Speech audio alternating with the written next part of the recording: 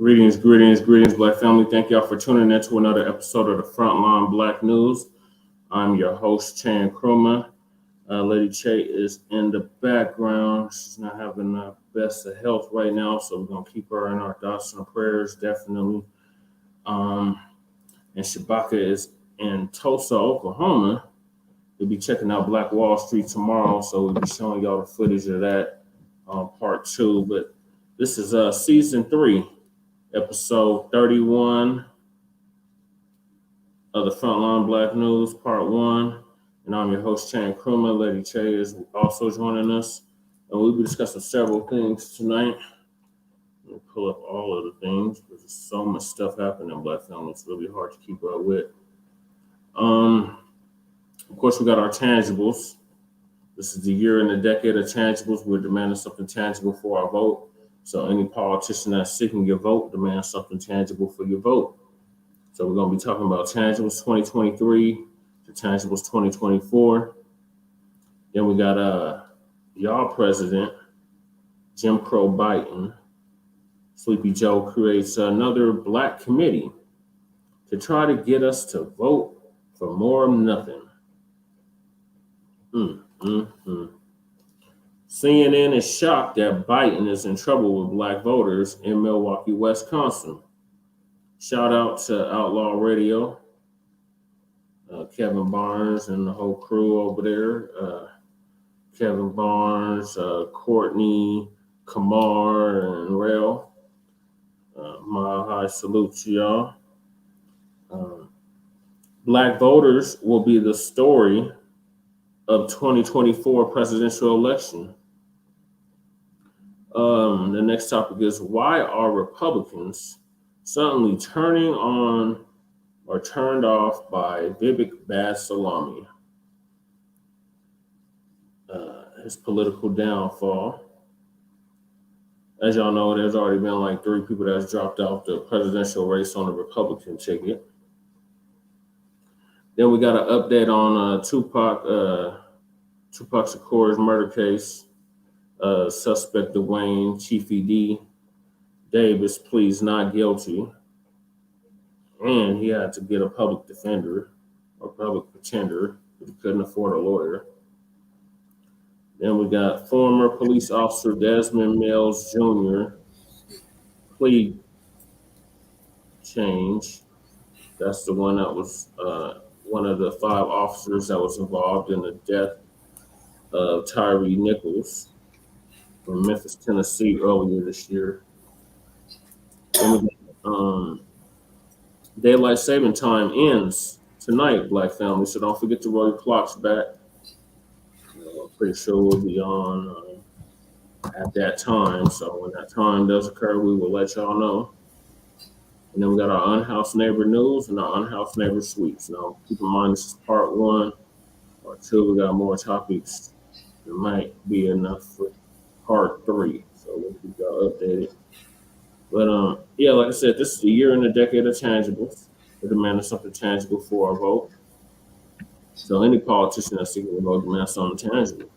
So back in 2020, actually in 2019, our brother Tariq Nasheed, our FBA brother out of LA, Tariq Nasheed came out with the hashtag tangibles 2020. And in it, he was detailing everything that foundational Black Americans, descendants of American chattel slavery freedmen, were going to demand from the 2-party system. Lady Che, did you have something to say before we get started? No, I was laughing because laughing about that cheap thing because he could only afford a TA. Yeah. I was just laughing at the topics. I was sitting right here, laughing at the topics. It's how you hold it down. It's like the restroom. And I was listening. That's funny as hell. Okay, so back in 2020, she came up with the hashtag tangibles 2020. Since it's 2023, it's tangibles 2023. And next year, when the next presidential election is in 2024, it'll be tangibles 2024. All the way up to 2100, Black family, continue to demand something tangible for your vote. So I'm gonna read this, and everything remains the same. The only thing that's changed is the year. So instead of 2020, I'm gonna say 2024, but everything else remains the same. So the 2024 presidential elections are coming up. And foundational Black Americans are going to reject the 50-year-old, now it's 52, 53-year-old malign neglect policy that has been implemented by the political system. This malign neglect policy mandates that Black Americans should be ignored and only mentioned in vague and non-specific terms, lumping foundational Black Americans in a group of minorities, immigrants, people of color, etc., BIPOC, BIPOCians, whatever broad ambiguous language they want to use, has only hindered the progress of Black Americans as a group while providing tangible benefits for other groups. In this election cycle, meaning the 2024 presidential election cycle, Black Americans are going to insist that our needs are specifically met by politicians who are seeking our vote. Foundational Black Americans want tangible benefits, specifically for us. We do not want trickle down, secondary benefits that are provided for every group. Every group has not been systematically marginalized and disenfranchised in every area of society as foundational Black Americans. So we refuse to be lumped in with groups often assisting the exploitation and disenfranchisement of Black Americans. So politicians must offer tangibles, specifically the foundational Black Americans, but we simply will not vote for them. Be sure to spread this message far and wide on social media using the hashtag Tangibles2020. And since it's 2023, it's Tangibles 2023. And next year, when the next presidential election is, it'll be Tangibles 2024. All the way up to 2100, Black family, continue to demand something tangible for your vote. Now, we tried to warn you back in 2019, 2020, that Biden is no good. But so many of y'all were on that anybody but Trump bandwagon. Oh, we just got to get Trump out. Oh, Trump is just so bad. Oh, Trump's the boogeyman. Oh, Trump is a racist. Oh, Trump is this. Oh, Trump is that. And now, the price of gas don't went up. The price of food don't went up. The price of every damn thing don't went up. But y'all kept telling us, anybody but Trump. So, we're still waiting on you Biden supporters to call into Shabaka's Black Experience Enhanced and tell us what tangible benefits we're going to get from a Biden administration. Because it's been 3 years, almost 3 years of Biden. It'll be 3 years in January. It'll be 3 years of hiding Sleepy Joe Biden. And y'all have not called in. Only one person has called in, and that was our good brother Kevin Barnes from Outlaw Radio. He said he regretted voting for Biden. But you Black Denverites in Denver, you know exactly which ones I'm talking about. None of y'all have called in. None of you Democrats that represent the Democratic Party out here have called into Spark's Black Experience Enhanced. So just in case you forgot the number, you're going to have it scrolling on the bottom of the screen. And y'all can give us a call every Tuesday evening at 7 p.m. Mountain. And you can also give us a call every Friday morning at 9 a.m. Mountain Standard Time. 516-418-5996. And press 1 and you'll be live on the air. So we would love to hear from you, Biden sexuals. That is on that anybody but Trump. Oh, we just got to get Trump out. Oh, Trump is just all this and that. We'd love to hear from y'all. Tell us what tangible benefits we're going to get from a Biden administration. If everybody getting tangibles, you get a tangible. You get a tangible. Who don't get a tangible, the Black community, specifically the foundational Black American community. We don't get. Remember, Hyde Biden told us, "I had your back like you had mine." He had our back all right. He turned his back and made us kiss it, and now y'all are sitting up here talking about how to vote for Biden in 2024. What are you smoking? Put the crack pipe, meth pipe down. We are not voting for Sleepy Joe, Jim Crow Biden, or any of them other candidates the Democrats trying to try to parade in front of us, unless they're going to do something specifically for us, something tangible specifically for us. The days are over of the symbolism. The days are over of you fear mongering us into voting in a certain way. No, the only reason why we even gonna bother to even go to the polls, get our booty to the polls, is if you do something specifically for us, Democratic Party. Otherwise, you're not gonna get our vote, and you can huff and puff and shame and blame and explain all you want. You're not gonna get our vote. It's not happening. So you got to come with something tangible. That also goes for you Republicans. Y'all want the Black vote? You're going to have to do something tangible. Third party, Cornel West, RFK Jr. You want our vote? You're going to have to do something tangible for us.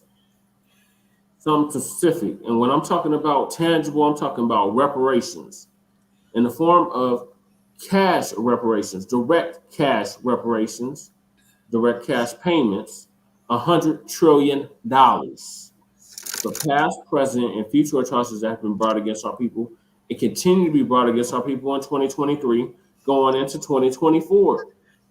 So the Black vote is for sale to the highest bidder. So if you want the Black vote, that's for you Democrats, because 80 to 90% of Black people still vote for the Democratic Party. I left that plantation over a decade ago, but many of y'all are still on it. So if they want your vote, they're going to have to do something tangible. That's what we've been stressing here at the New Black Media as a signal booster to the New Black Media. That's what we've been stressing for the past 3 years, 4 years, actually, if you include Mile High News. So y'all been warned, y'all were told, y'all didn't think fat meat was greasy, and now y'all see it's very greasy. And now y'all got bite and remorse. We don't want to hear it over here at Frontline Campaign, Frontline Black News. We don't want to hear it because you were warned and y'all thought it was a game. And now we got an invasion going on, a full-fledged invasion of illegal immigrants from south of the border flooding into this country, taking over your jobs, taking over your communities. But you kept saying we didn't vote for this. Well, when you voted for the Democratic Party, you voted with all the policy that comes with that. And until they produce policy that specifically benefits us, they're not going to get our vote. They can set up all these little commissions, all you want, hide and buy, and these little committees. Not going to work. We don't need no damn study. You already know what you did. You know what you continue to do. Cut the goddamn check. You want the Black vote? You have to do something specifically for us. Reparations, cash direct payments, anti-Black hate crime bill, similar to the one that you did for the Asians with the COVID, whatever crap. We want that. We want protections under the law, because obviously the 14th Amendment is not benefiting us. It's benefiting everybody else, but it's not benefiting us. So if y'all want our vote, y'all have to do something specifically for us.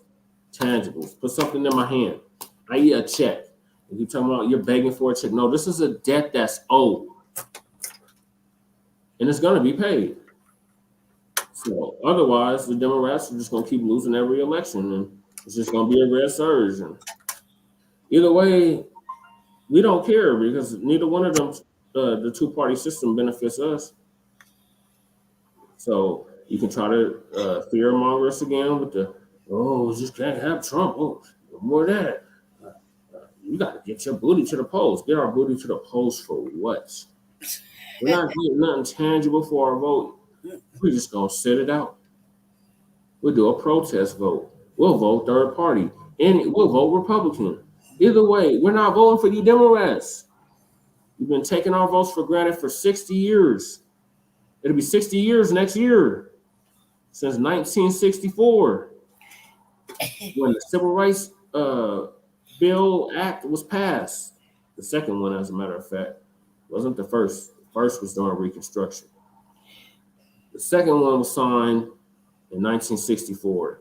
And the president at the time, after JFK got assassinated, Lyndon B. Johnson said he was going to have niggas with an ER voting Democrat for the next 200 years. And that's what we've been doing for the past 60 years. Voting Democrat, voting blue, no matter who. If you got a D by your name, you get our vote. Them days are over. Civil rights generation is dying out. The baby boomers are dying out. Life is happening. They're transitioning. And the youth, those that are 50 and under, we're not going for it. Especially us that's 40 and under, we're definitely not going for it. So if you want our vote, you're going to have to do something tangible. Otherwise, you're not getting our vote. I don't care what party you're from. So what are your thoughts, Lady Che? Thank you for joining us. Family, I'm not gonna be on here very long, so just as long as I'm only up here as long as I can hold up, basically. Um, so she see it's dark here, like you call it a heart attack symptoms or some shit like that. So you can barely hear me breathe. Um, Hands are numb, fucking everything's just falling apart. It's always like this. So I'm not gonna be on here very long, so just enjoy it while I'm here. I say, it's important. I mean, you especially with these with our black politicians, like I was saying earlier in the week to Jesse, I was like, man, there's a lot of fucking cooning going on. When you write up something, you draft up policy, and you want it to specifically be to how you doing, MD? To be to specifically for foundational Black Americans, your city, because that's what's needed. We can't necessarily trust that the policy will get done specifically for foundational Black Americans and Black Americans in the city. Why? Because they'll take it, they'll reshape it, they'll reform it to fucking fit their needs, and it'll be all inclusive, and it's for everybody, and it doesn't necessarily, again, as another thing, will benefit you. FBA, ADOS, whatever you want to call it. You know what I mean? You're not getting the benefit of it. You're not even getting the trickle down effect. You're just not even getting the fucking bare crumbs of it all. It's just a wasted material. And that's something that, like, with me and Jesse, when I draft up something, I got some shit written down, like really drafted up specifically for foundational Black Americans, like good shit. I can't trust it in the hands of our representatives here because they be coding too much. There's a lot of fucking flip flopping. 1 minute you see them in one area, and they're all black, pro black, biggity black. They're just black. They're black for us, right? They're us black. Then Yeah, in February, the right, rest of the 11 months, they are right. anything but black. Right. And the rest of the month said they're for everybody. Well, we must include all of our constituents. No, the fuck you don't have to include everybody. It's suggested. It's not required. It's suggested. It's not required. It's not Or they, required. or they pull that Because you got Miley Hispanic. Cyrus shit. Hold on, Jesse, man. You got respect. You Yeah, got his. Hold on, Jesse. yeah, lady, sorry. Hold on, Jesse. You got Hispanics and shit really taking over everything. You know what I mean? Like everything you watch. Like, for example, just turn on Netflix and you'll see that top page where it shows the trailer of something. Right? It'll say something like representation matters to us. Right? And it'll be some Hispanic shit or be something else. It's never when we want it, when we need it. And it's never inclusive. It's never just for us. FBA. Don't let the shade deflect the message. You see what I'm saying? So you can't trust that the politicians you have right now, currently in your seat, currently will represent you to the best of their ability and keep it focused on that. You got to be black first. You can't be gay first. You can't be for everybody first. Are you black first? And the answer over here is no, they're not. They'll represent everything but being black first. They'll shun you for being black first. They laugh at us for being black first. But then when it comes to stealing motherfucking ideas and thoughts and processes, who the fucking they call it? They can call Jesse and they're gonna leave me behind because they don't want me to talk shit and fucking make sure they understand that it's black first. When shit happens to you, it's because you were black first. They pull you over, they whoop on you, they kill you, it's because you was black first. Did you say when they commit crimes against you, it's because you are black first. They saw your skin before they saw your sexuality, but they saw your ideologies. They saw your skin color first. The more melanation you got, the more worse it gets. You're a man, it's the fucking worst. It's if you're a woman, it's they see you as a soft target. You fight back, go fucking you're fucked. You know what I mean? And your children are fucking are costs that they're willing to go ahead and snatch off the street. Why? Because they're black first. So, you know, the thing is that everybody wants to be something else other than being black first. Then you want to cry about it later. No, right now we're at war. In case you forgot, don't get distracted by the shit that's going on abroad.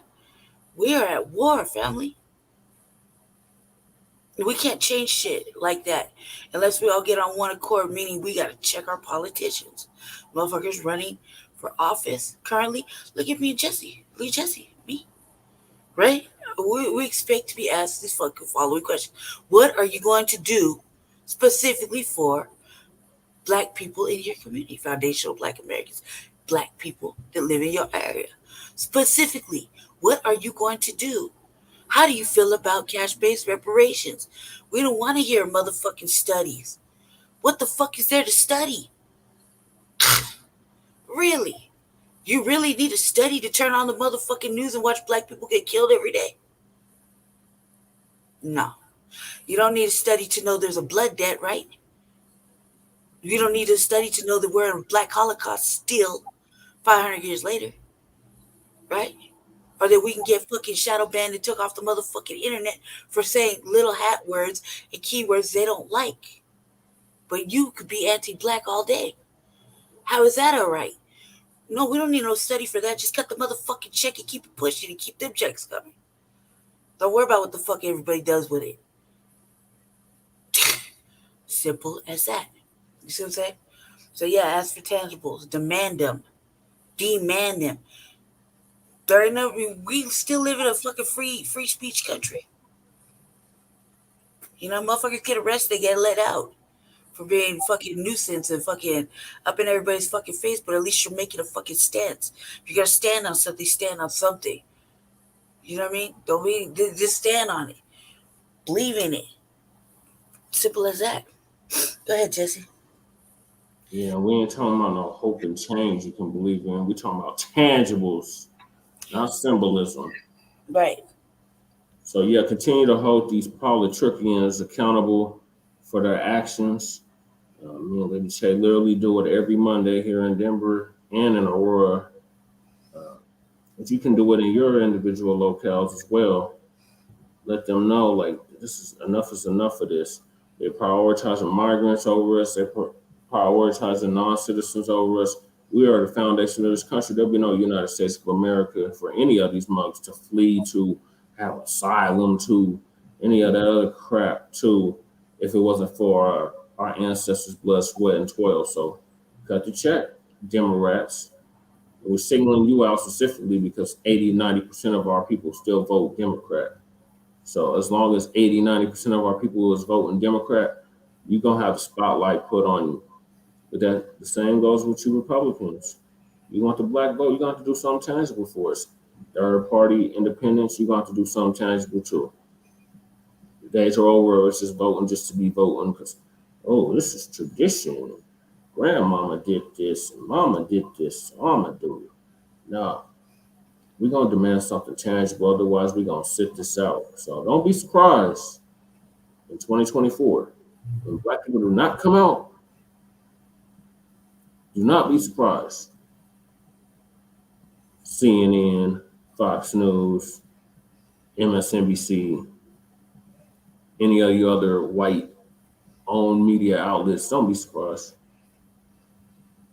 So I'm gonna move us along. We got a slew of topics to get to.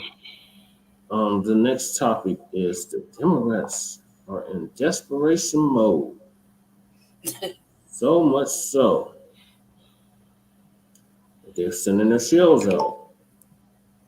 Now the shields are trying to get us back on the Democratic plantation. It's not working. So Biden, Sleepy Joe Biden, is calling himself creating another black committee to try to get us to vote for more of nothing. So we're going to showcase that now.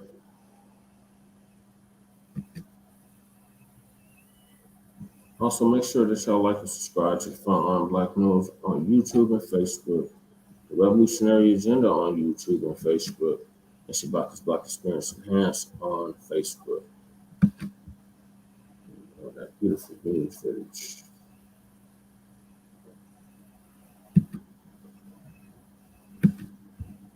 Okay, here we go.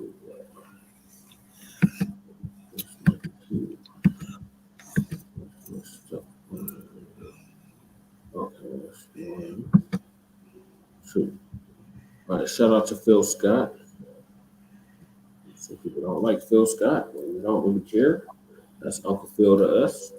Check it out, on the Frontline Black News, the Revolutionary Agenda, Shabaka's Black Experience. We try predominantly to only listen to black commentators, black commentators. It doesn't matter if we share platforms. It is this.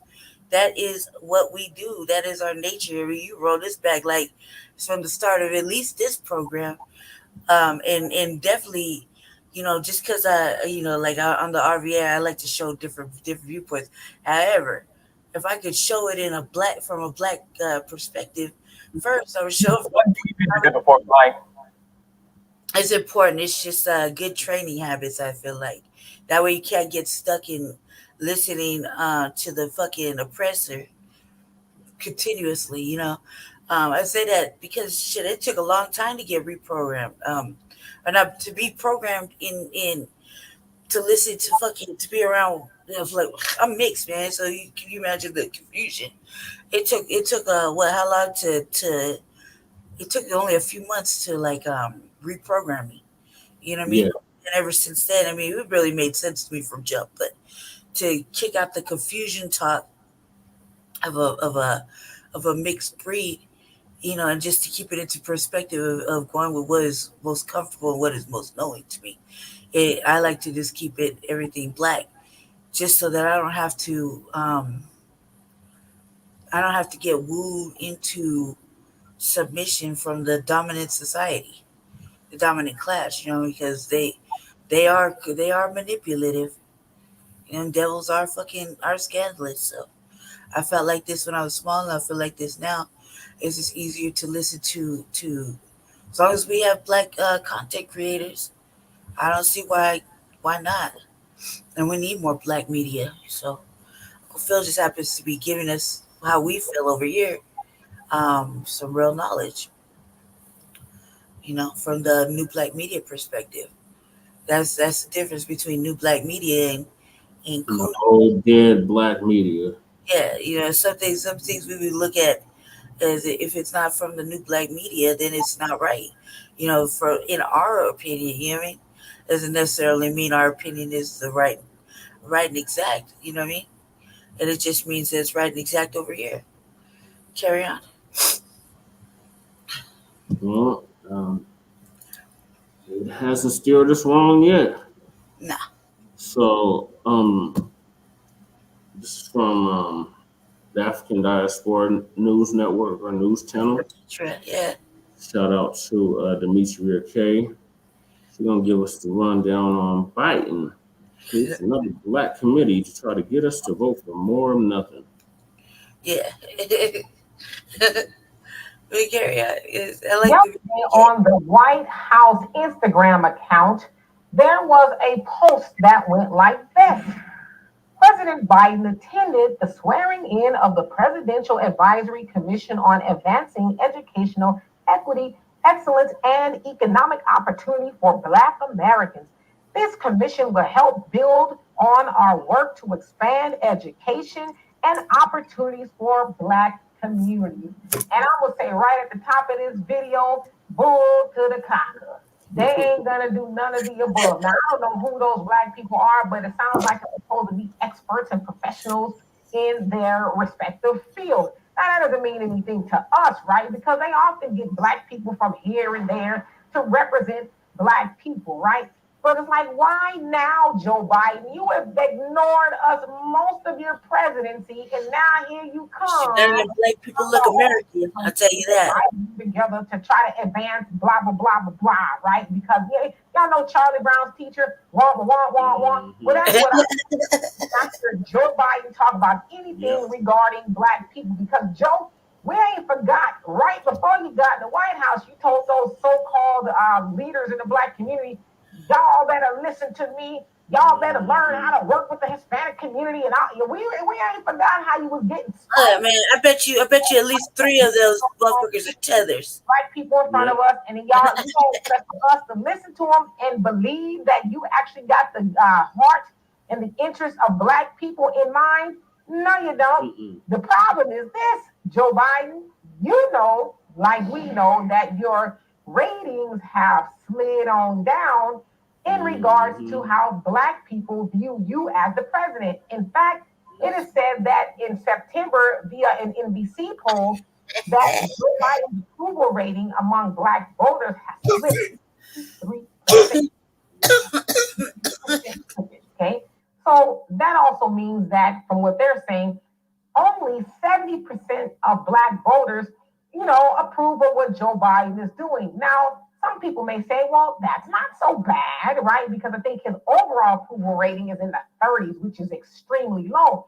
Well, if you know historically that Black voters tend to vote for Democrats in the 90%, right? And that was true for Joe Biden when he said, Black people, you stood by me, I understand by you. But it's in the 70s now, so it'd be kind of hard for him to win the presidency again, I would think, with that number. And we are only going to see that number go lower and lower and lower in regards to Black people, because we're just tired and we're fed up of the lies. And so here he is pandering and now parading these Black people and in front of us, like they're really going to do something. They know what we want, and reparations has been on the mind and the mouths of a lot of Black people. So it's like, we don't need you to get those Black people, whoever they are, wherever they came from, to come and pretend like they're trying to help Black people, because they should already know what we want. The only thing that you need to do, Joe Biden, at this point, and those good Black people you got there surrounding you, is to say, hey, me and these good Black folks have decided to get Black American descendants of slavery a check. That's the only thing we want to hear. If you ain't talking about that, then go on somewhere and take them with you. You know what I'm saying? Yeah. So anyway, y'all tell me what you think of that. And for more insightful commentary, please subscribe to this channel and my channel, The Demetra K Show, here on YouTube. That's right. That's right. I mean, that's all that is important right now. I mean, that's all that we care about, really. I mean, we care about a lot of other things, but let's say the top main things on the list is reparations, and be fair and fucking calculate that shit correctly. I mean, like, there's all kind of numbers out there. I just think that they have to at some point.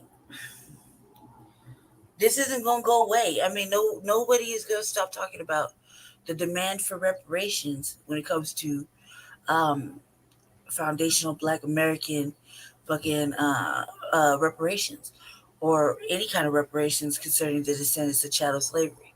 So, you're going to be confronted with it. You're going to be hearing about it, and shame on the motherfucking people who aren't in these politicians' face talking about it when they're running for office, asking them specifically, how do you feel about it? What do you think about it? And then when you don't hear an answer you want to hear, why not say something about it? Like, nah, get you lost the vote, and just walk off somewhere. You know what I mean? Like, that's enough to fucking affect somebody's whole day. If you think about it, like, what? Excuse me, sir. What are you gonna do for foundational Black Americans are. How do you feel about reparations, cash-based reparations? Well, I think we need to be all. We need to include every. Wrong answer. I guess you're not getting the Black vote. Just storm off somewhere and see how that fucking feels. That right there is enough for. Excuse me, sir. Wait. No. You gave me the answer. That means you are not good for Black people. That first answer is the true answer. You know what I mean? And just sit there and work. Every fucking time they get a chance to say something. You know, because we don't want them in office. Just think about it. If they're not, they're going to say no and try to be inclusive to reparations.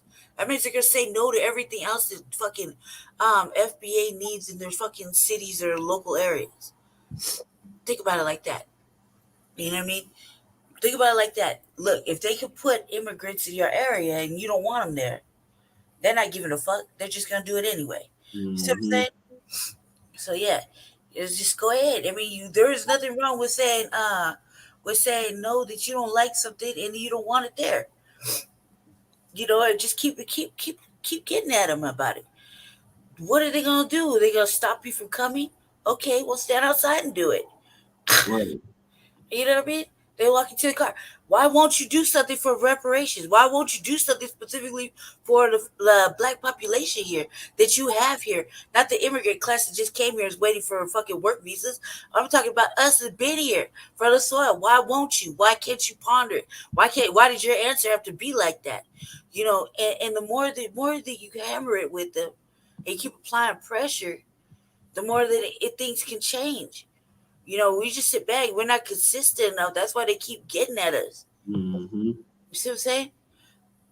We're not consistent enough, and it's not like, look, you can't shame and blame our way out of it. We definitely can't explain it now. So we have to be consistent. It's 2023. The pressure has been applied. The topics of reparations is on their mind. So now we have to go ahead and continuously apply that pressure. You can't go back. We can't replay the hands of time. What was done is done. I mean, all we got to do now is move forward and keep applying that pressure and get bold with it. Not too bold, but bold enough, verbally. If we're not trying to go to jail, because obviously that's the first place they want to put us, you know. Mm-hmm. But it's just nothing wrong with standing up and saying, look, enough's enough. You know what I mean? Enough's enough. When they can terrorize us with all the fucking bad things. Look, they put liquor stores, fast food, fucking horrible shit in our communities, drugs. They can arrest us. They can do all this fucking ugly shit to us. They don't do it to them. They do it to us. And yet they need us. Yeah. You see what I'm saying? They need our vote. And we ain't got to get to them. It's a suggestion. It's not a requirement. You're not required to vote. It's a suggestion. What are they gonna do? They're gonna knock on your door. The day they start knocking on your door and arresting you because you didn't vote, that's a whole nother fucking situation. Mm-hmm. You know what I mean? We had that fear mongering shit like they did with COVID. How they go motherfucking come to your door and give you the jab. Yeah. The same fucking thought process. And the same thought process me and Jesse had when that was going down, when motherfuckers doing the fear mongering. Come knock on this motherfucking door with your little clipboard and get punched in the motherfucking face. Right. How bold you really want to feel about it. I don't have to do anything they say is whatever.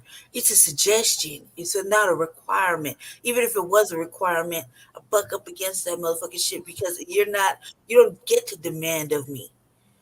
If you don't provide for me and take care of me and look out for me, meaning i.e. me, I'm saying i.e. for us Black people, then why the fuck I gotta adhere to your fucking shit?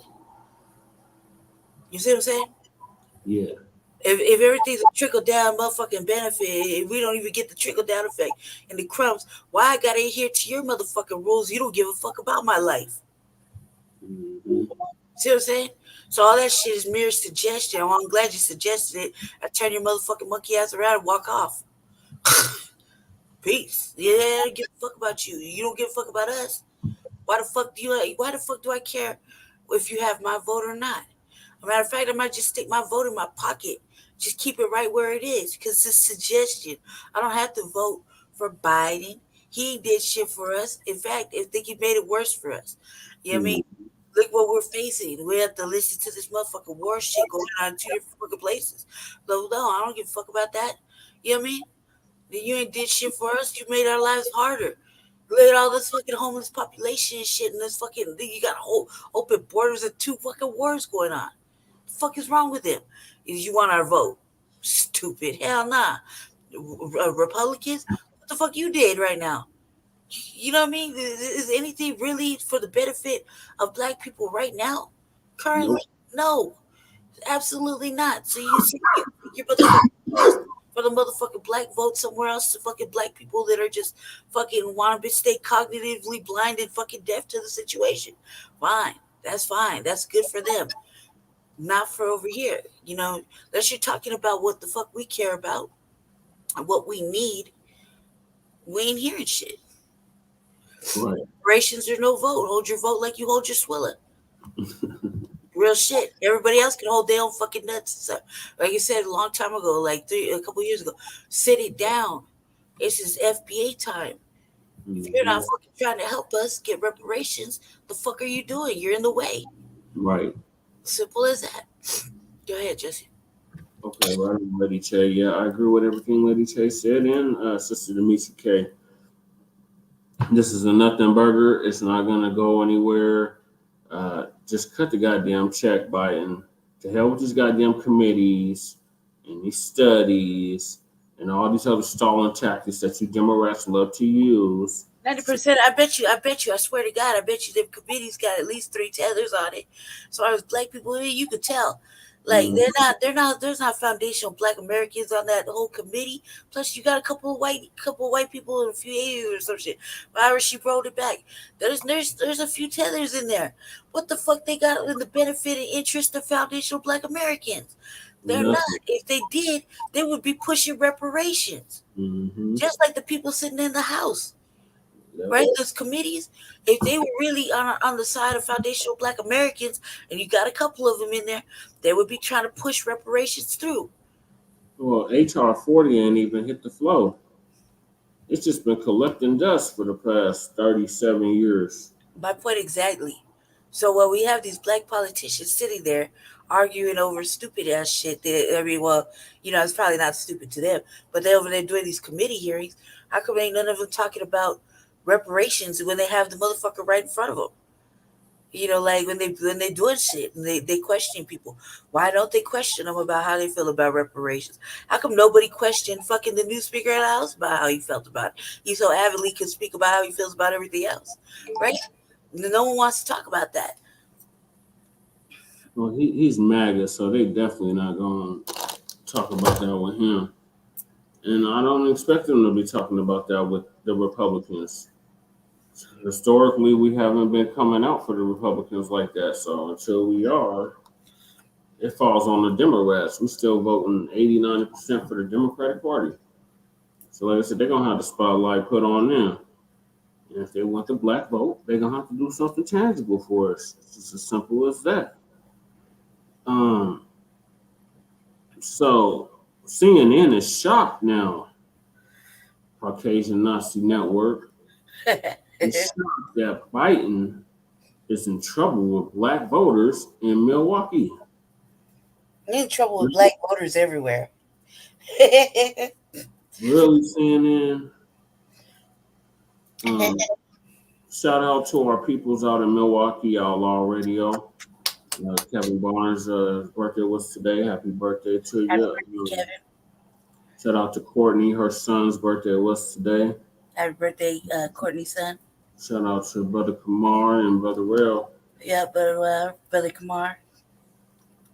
All good peoples over there in Milwaukee, reporting the Milwaukee politics and daily stuff. Shout out to Outlaw Radio. We are on their network too. Yes, yeah, the People's News Network. Uh-huh. So make sure y'all like and subscribe to the People's News Network on YouTube, and I believe there's a Facebook group as well. But yeah, CNN is shocked now. All of a sudden, the white media is shocked. Oh, I can't believe black people aren't voting for the Democrats. So Uncle Phil's gonna give us the breakdown. We got the whole video of black voters being interviewed by the local media out there, the local white-owned media out there, on why they're not supporting Biden.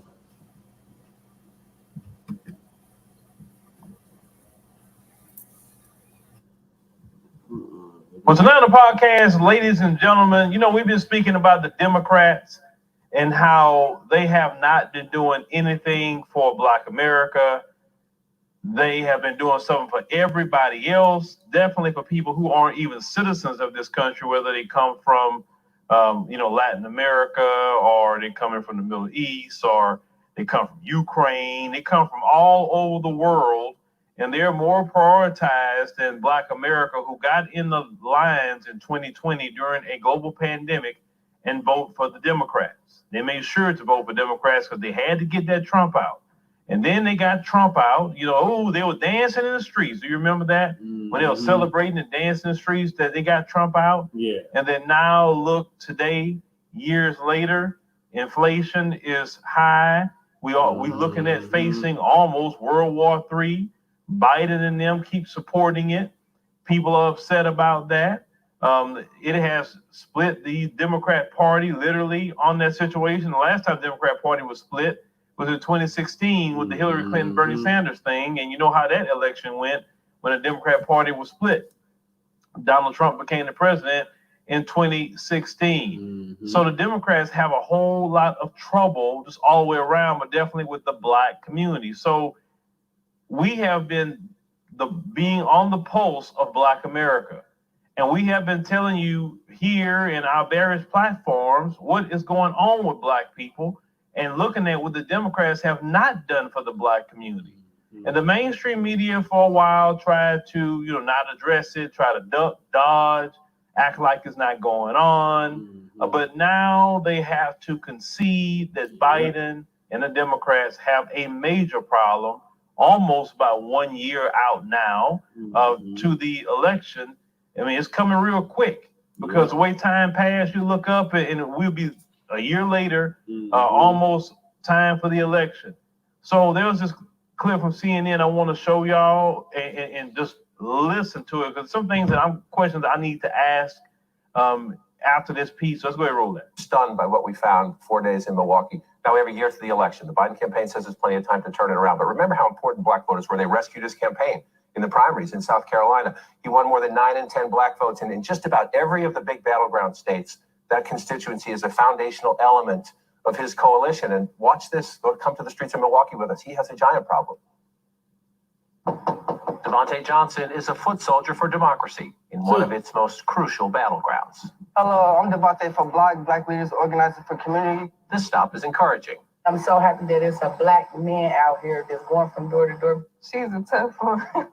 Fellow organizer Des Woods, though, gets the response far more common these days. I don't talk about the election. Woods is trained to keep trying. So are you not a voter? When I want to, and right now I don't want to. The predominantly Black neighborhoods on Milwaukee's north side can look and feel forgotten. One of the main things you care about. The canvassers meet often and share what they are hearing. Good-paying jobs are scarce. Rent is up. The streets used to be cleaner and safer. Do y'all hear people say, it ain't nothing happening, it won't affect us? Raise your hand. Raise your hand. That's all they be saying is like, ain't no change. Wow. So we see all these other areas. Block founder Angela Lang outlines this week's agenda and next November's stakes. There's no way to win a statewide election that doesn't run through the Black community. What happens in Milwaukee can impact the rest of the state, which ultimately can impact the rest of the country. No pressure. The president was last here in August for a green energy event, and this old industrial site is being cleaned up with Biden infrastructure money.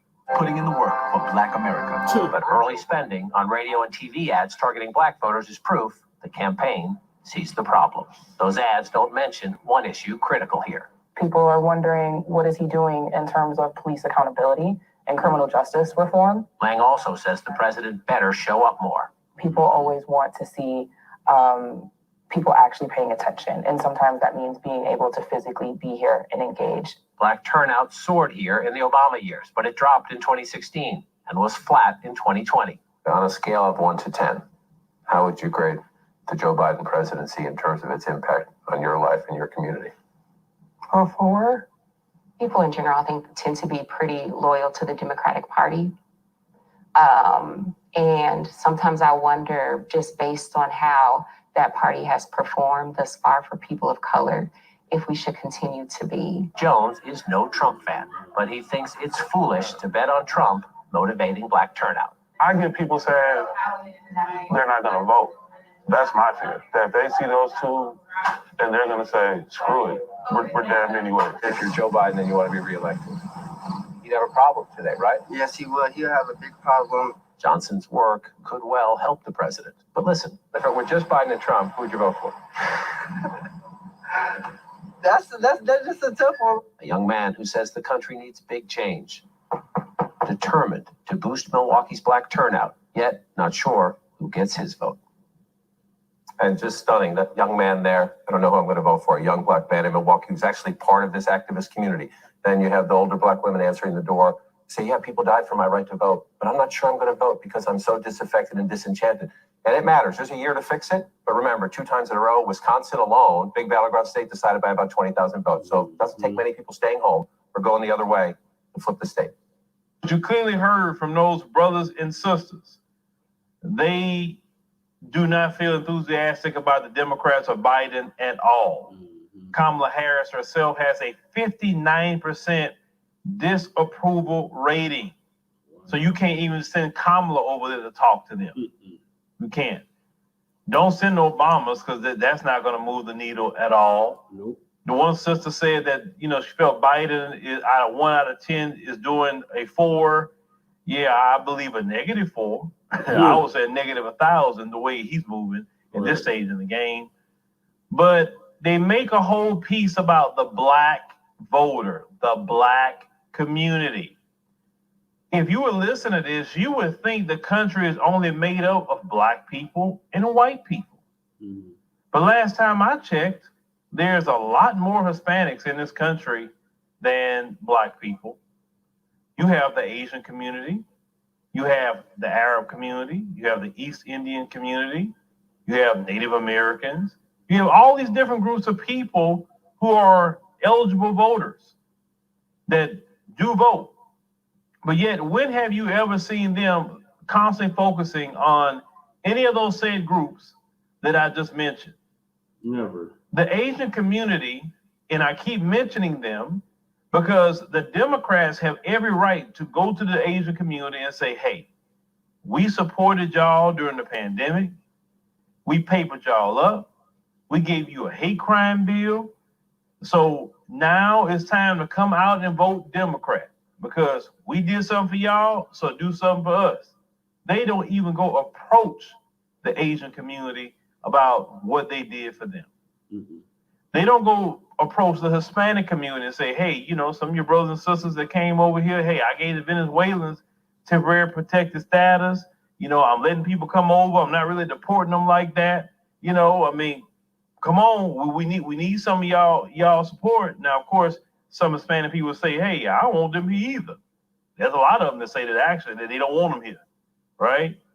But he don't even come to them because there's some of them who do support and then some of them who don't support the illegal immigration. He don't go to no other groups and ask for their support, just us. And once again, Democrats, you keep coming to our community asking for votes and doing nothing. You put yourself in this position the way you are right now. You did it. It wasn't us. It was you. Black people can't feel bad for anything. You can't even pressure black people to come out and support you and vote for you because every time we've done it, we got nothing. Yep. We have got nothing out the deal for you. Nothing from you. Nothing. Black folks asked you to rein in the police. You didn't do it. You didn't do anything. Black folks are asking for an anti-black hate crime bill. You can't even do that. Black folks are asking for reparations because surely you got money to pay everybody else in the billions. It's no study. It's not even a thought. It's just signing some bills, cashing out. But anytime it's something for black folk, you don't have no money, you can't do it. I told y'all, it's not that they can't do it. They don't want to do it because they're racist. It's just that simple. They don't want us to have anything as black people. They want us to stay as a permanent underclass They want to keep the wealth gap because they were so serious about closing that wealth gap. The Democrats can do it. They can do it locally. They can do it statewide, and they can definitely do it on a federal level. They could. They do not, because they really don't want us to actually rise up economically. They don't. Y'all say, oh, the Republicans don't want us this, Republicans that. The Democrats feel the exact same way. They do. They just smile in your face a little bit more, give you some buzzwords, maybe let you have some prominent positions on the plantation. But at the end of the day, you're still on the plantation. They don't want you off of it. And if you're not coming out there voting Democrat, that's an issue and that's a problem. These people don't deserve black people's loyalty. Right. They don't deserve black people's votes. They don't. All these other groups that get all the set-asides, all the money, all the protection from Democrats, and they don't come out and vote at all. The migrants that keep coming across that border, they haven't voted. They haven't voted at all for Democrats. And yet look at all of the money and resources they're getting, and they didn't vote Democrat. You look at the brothers and sisters in Chicago, what they talking about right now? They didn't come vote Democrat. They voted in Chicago Democrat, but the people that's coming over didn't vote Democrat at all. They coming in, they getting free stuff. They getting stuff that the citizens can't even get. And that has been the reason why people keep saying, because I know some people get mad about this statement, well, you guys get what you vote for. And the reason why people are saying that, even though you did not vote for that to happen, but the reason why people say that you get what you vote for is because the Democrats have never been silent about their support of illegal immigration. They have been heavily supportive of that. Just like they openly support LGBT. They openly support abortion. These are things that they are very loud about. It's not a bait and switch. Now, they did a bait and switch, that's one thing. That's deceiving you, bait and switch. So when they say you get what you vote for, when you vote for somebody, y'all have to understand, and they telling you this is what they're about, when they do these things, you can't get mad about it because you did vote for that at that time. Because you decided to say, well, I'm going to get Trump out and that's it. And so you did that, and see what happens when you vote by emotion. See, black people, this is a hard lesson to learn when you vote by emotion and not by logic and by facts. Right. See, Biden haven't done anything for black people. The Democrats will refuse to even acknowledge black people. They don't want to talk about you. You're just a byproduct. All you good for is to keep them in political power. You show up election day, you put them in office. After that, boom, they ain't talking about you. Yep. Period. But I want y'all to keep seeing all this money that's coming out of this country to everybody else. Everybody else is getting a bag. Everybody. Yep. Except us. You hear a lot of black people in this piece. Like, I'm good, I'm gonna sit it out. People have gotten that way because they haven't done nothing. You can't keep going to a well and trying to get water out of that well, and you keep trying to get water out and the cup is eventually empty every time. Do you think a person will say, wait a minute, that well is empty. I'm not going over there anymore, it's empty. Right. I'm only going to go pull water out of that well that's going to quench my thirst. Right. And we have been voting Democrat, and we've been going to a well constantly and getting nothing but a dry throat. And now people have said, well, I'm done with that. Either I'm going to just chill at home, y'all can have it, because every time I go do something, listen, you know how disrespectful the Democrats are? They're disrespectful. They literally do for everybody in our face. Yep. They fight for everybody else in our face. You remember in New York, when they had that press conference with AOC and the rest of them, fighting for migrants, when everybody in the background say, no, we don't want them here. They need to go to their homeland. We got issues right here. We got homeless people right here in New York. Right. We need that money. We need the jobs. We need those resources. Eric Adams is saying, hey, $12 billion is going to be going to them when it's not going to New Yorkers. People are tired of that. Right. They're tired. say what you want, but during Trump, that wasn't going on. Trump would always say, oh, you over here? He was getting them out of here. Yep. People seen that. Even black people seen that. See, there's some black people who's afraid to say that to some of you because you have bullied them into submission. They are afraid. They will tell you behind the scenes, you know, on the side somewhere, but yeah, man, you know, shoot, man.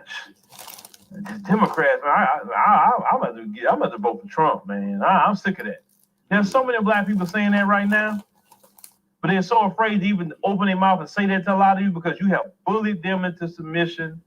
You have them afraid and all kind of crap. I mean, I wish we would treat our other black people that are behind something that matters. For instance, why don't we bully and shame people about having all these out of wedlock births in our community? Having all these children not being married. Why don't we shame people out here who's being promiscuous? Why don't we shame people out here who's making the community look bad? Why don't we shame people for that? There's certain things that we can shame people for in this community. A lot of things we can shame people for, but we don't shame people for that. You can be wild and ratchet all you want in the black community. Let somebody talking about voting outside your religious party, your political party, Democrats, and you're ready to shame them, cancel them, you're ready to put them down, you're ready to cuss them out, you're ready to throw them out the family because they don't want to vote for Joe Biden and the Democrats. That's why this community is where it's at. Instead of focusing our energy on righteousness in our community, and we focus it on making sure that the Democrats stay in power. And it would be fine if we was getting something out the deal. Look, if the Democrats are doing great for black people, if they got us reparations, if they got us an anti-black hate crime bill, they reined in the police, you know, they helping us out, you know, with opening businesses in our community, you know, bringing great jobs. If they were doing all that, I would be the biggest Democrat supporter. I would, because they were actually doing something, but they're not doing anything. And they've been like this. Black people have been voting for Democrat over half a century. Think about that. Over a half a century, y'all been voting Democrat. Don't you think it's about time to say, well, wait a minute, hold on. Okay, we've been doing this long, and what progress have we gotten? As a collective, we're not progressing. Other groups are coming in here with the assistance of the federal government, of course. They're not doing it by themselves. They're coming in here and getting past us, and they're not even voting Democrat to do it. That's the thing. A lot of y'all are so engaged with the Democrat Party, like they do something for us. Dude, that same Democrat Party that you vote for, go make sure the migrants that just came across that border in New York and Chicago will be past you in 5 years. They'll make sure of it. They'll own homes. They'll be going to good schools, and while you still struggling. And then the same migrants will look back at you in 5 years and say, well, I came over here with 2 cents in my pocket. And, you know, you've been here for hundreds of years. And how I got past you in 5 years? With the assistance of the U.S. government, that's why. Right? But we don't make them do nothing for us. We just go vote for them, period. Most of you wouldn't be in a relationship with a woman or a man that do nothing for you. You wouldn't stay in people these days can't even stay married not even a year. You're more committed to voting Democrat than a lot of you are committed to staying in a marriage. You're so quick to go divorce somebody these days, but you're not quick to divorce a Democrat. If you would take that same level of commitment and apply that to our marriages in our community and to our families and to the community itself, we'll actually get somewhere as a community. Can we take that loyalty and that fervor and that fight that we have for Democrat, can we take that away from them and apply that to the overall community? We would actually get somewhere if we would do that. It's true. Some of these other groups is coming in here taking advantage of what they're taking advantage of. They still staying faithful to their community. They're working with each other. They growing with each other. Do they like each other? No. Not everybody like each other in these other communities. But they understand that we got to be on code with each other. We still worrying about Democrat. Let me go vote for a Democrat. And then they get in there and don't do nothing. The same people, the boule, you go vote for the boule. The boule don't do nothing for us. Nothing. They just a black face doing nothing. Mm-hmm. You would think the black face would feel more pressure on them to do something because they come from the community and they know they should know the needs of the community. Right. So they should go do something, but they don't have to do nothing because you don't put no pressure on them to do anything. Mm-hmm. But the beautiful part of this, the positivity part of this is that the young voters. Yep. I told y'all, every election, the Democrats are losing a lot of voters and they're not being replaced. Because a lot of young people are sick and tired of the Democrats. Yep. That's why. The young people, like, you got to show and prove. You can't use a civil rights bill. You can't use a voting rights bill to get me to come vote for you. That's done. That's done. You got to do something new now. Right. We need an anti-black hate crime bill. We need reparations, for sure. Definitely reparations in the form of cash payments. Lineage-based reparations, not race-based, but lineage-based. Yep. And that's why they're nervous, because they were like, man, we got to eventually do something, or we won't be losing elections. Mm-hmm. The boule can't win elections for you. They don't speak to the pulse of Black America. Right. That's why I told y'all waste time investing money in the boule. Mm-hmm. You waste time investing in the shields. Yep. You might want to keep that money in your back pocket. They cannot move the pulse of Black America because they can't speak to it. They don't relate to Black America. They're too ate up a boule. Yeah. It's just that simple. We don't trust the boule. Mm-hmm. We don't. When we see any of them attached to them organizations, say, oh, that literally delegitimizes them. Yeah. I'm letting you know, Democrats, we don't respect anybody that's attached to any boule organization. Nope. Because we have realized over the years they're compromised. Mm-hmm. And you like them compromised. You like them buck broken. You like that. Because you know they're not going to speak up for Black people. Like we talked about Sheila Jackson Lee last night. She talked about more about dreamers than the people that Dr. King talked about, the real people that's trying to get their dream. The Black man and woman of America. You don't want a real congressional Black caucus. You don't want that. Mm-mm. You don't want it. Because you Democrats want to maintain white supremacy too. Yep. You do. You just want to do it in a different way. Mm-hmm. You want to do it in an inclusive way. There we go. You want white supremacy with inclusion in it. Mm-hmm. So you want everybody to participate in it, whether they Black, white, Hispanic, Asian, Arab, everybody can participate in white supremacy. As long as you stay at the top, it's okay. We give you some positions in white supremacy. You help us stay at the top, maintain that position of us at the top and everybody else at the bottom, and we good. That's just that simple. And what a lot of Black people are saying, like, nah, we are not going to be elevated, even listening to any Black person that's trying to assist you in maintaining the white supremacy. Because when Biden got in office, he said that he's going to return everything to the status quo because he felt what Trump was doing was just way out of line. So what is the status quo? Black people at the bottom. Yep. That's the status quo. He wasn't coming there to shake things up and make a difference and change things for Black folks. When Biden said he's going to make sure things are put to the status quo, that's exactly what he did. He wasn't lying about it. He did that. But it's a different day. People don't respect that no more. And I'm just telling you that. Like some of y'all get mad with me. Listen, I love you as a person. And listen, let me tell Black people something. Some of y'all may run into me in the street and say, Phil, I saw that podcast and I'm a part of this fraternity and I'm part of this sorority and, I'm not a bad person. I can't speak if you're a good or bad person. But what I'm speaking about is a track record. Right. And the track record has said that the fraternities and sororities y'all are part of, when they produce politicians, they always sell us out. Mm-hmm. Always. Always. I haven't found one person that's in a fraternity or sorority that's a politician that's fighting for us, standing up for us. I ain't seen it. Nope. We not just me, but we would have not came to this consensus if we didn't see the pattern for years. Right. This is years of a pattern. Y'all don't listen. When something happens to black people, y'all quiet. You don't say anything. Let the Democrats say. Listen, Trayvon Martin, George Floyd, Michael Brown, you name them. The Congressional Black Caucus said nothing about it. Nope. It was the people in the grassroots that spoke about it.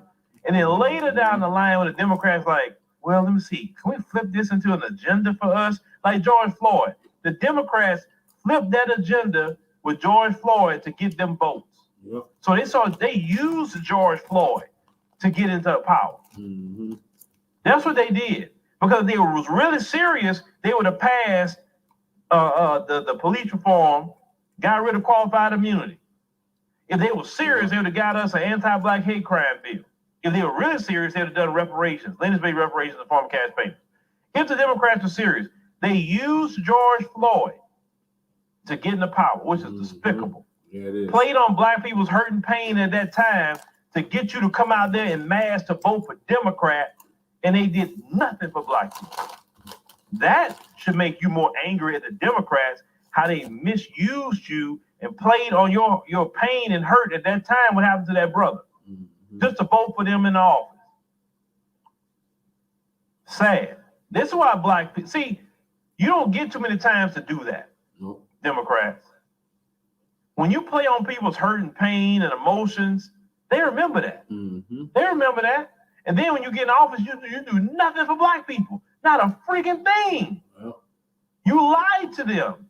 You lied. Mm-hmm. You did something for everybody else except Black America. You lied. Yeah.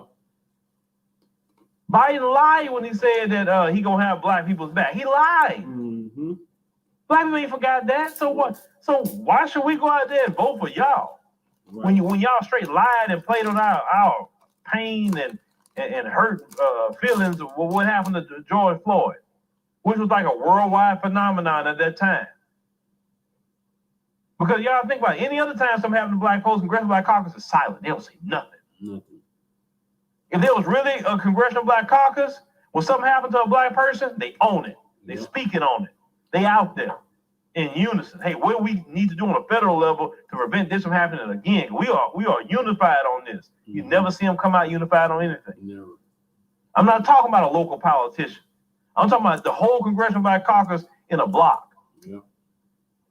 Speaking of, look what happened in Jacksonville. Mm-hmm. That shooting. That guy clearly was a racist. Yeah.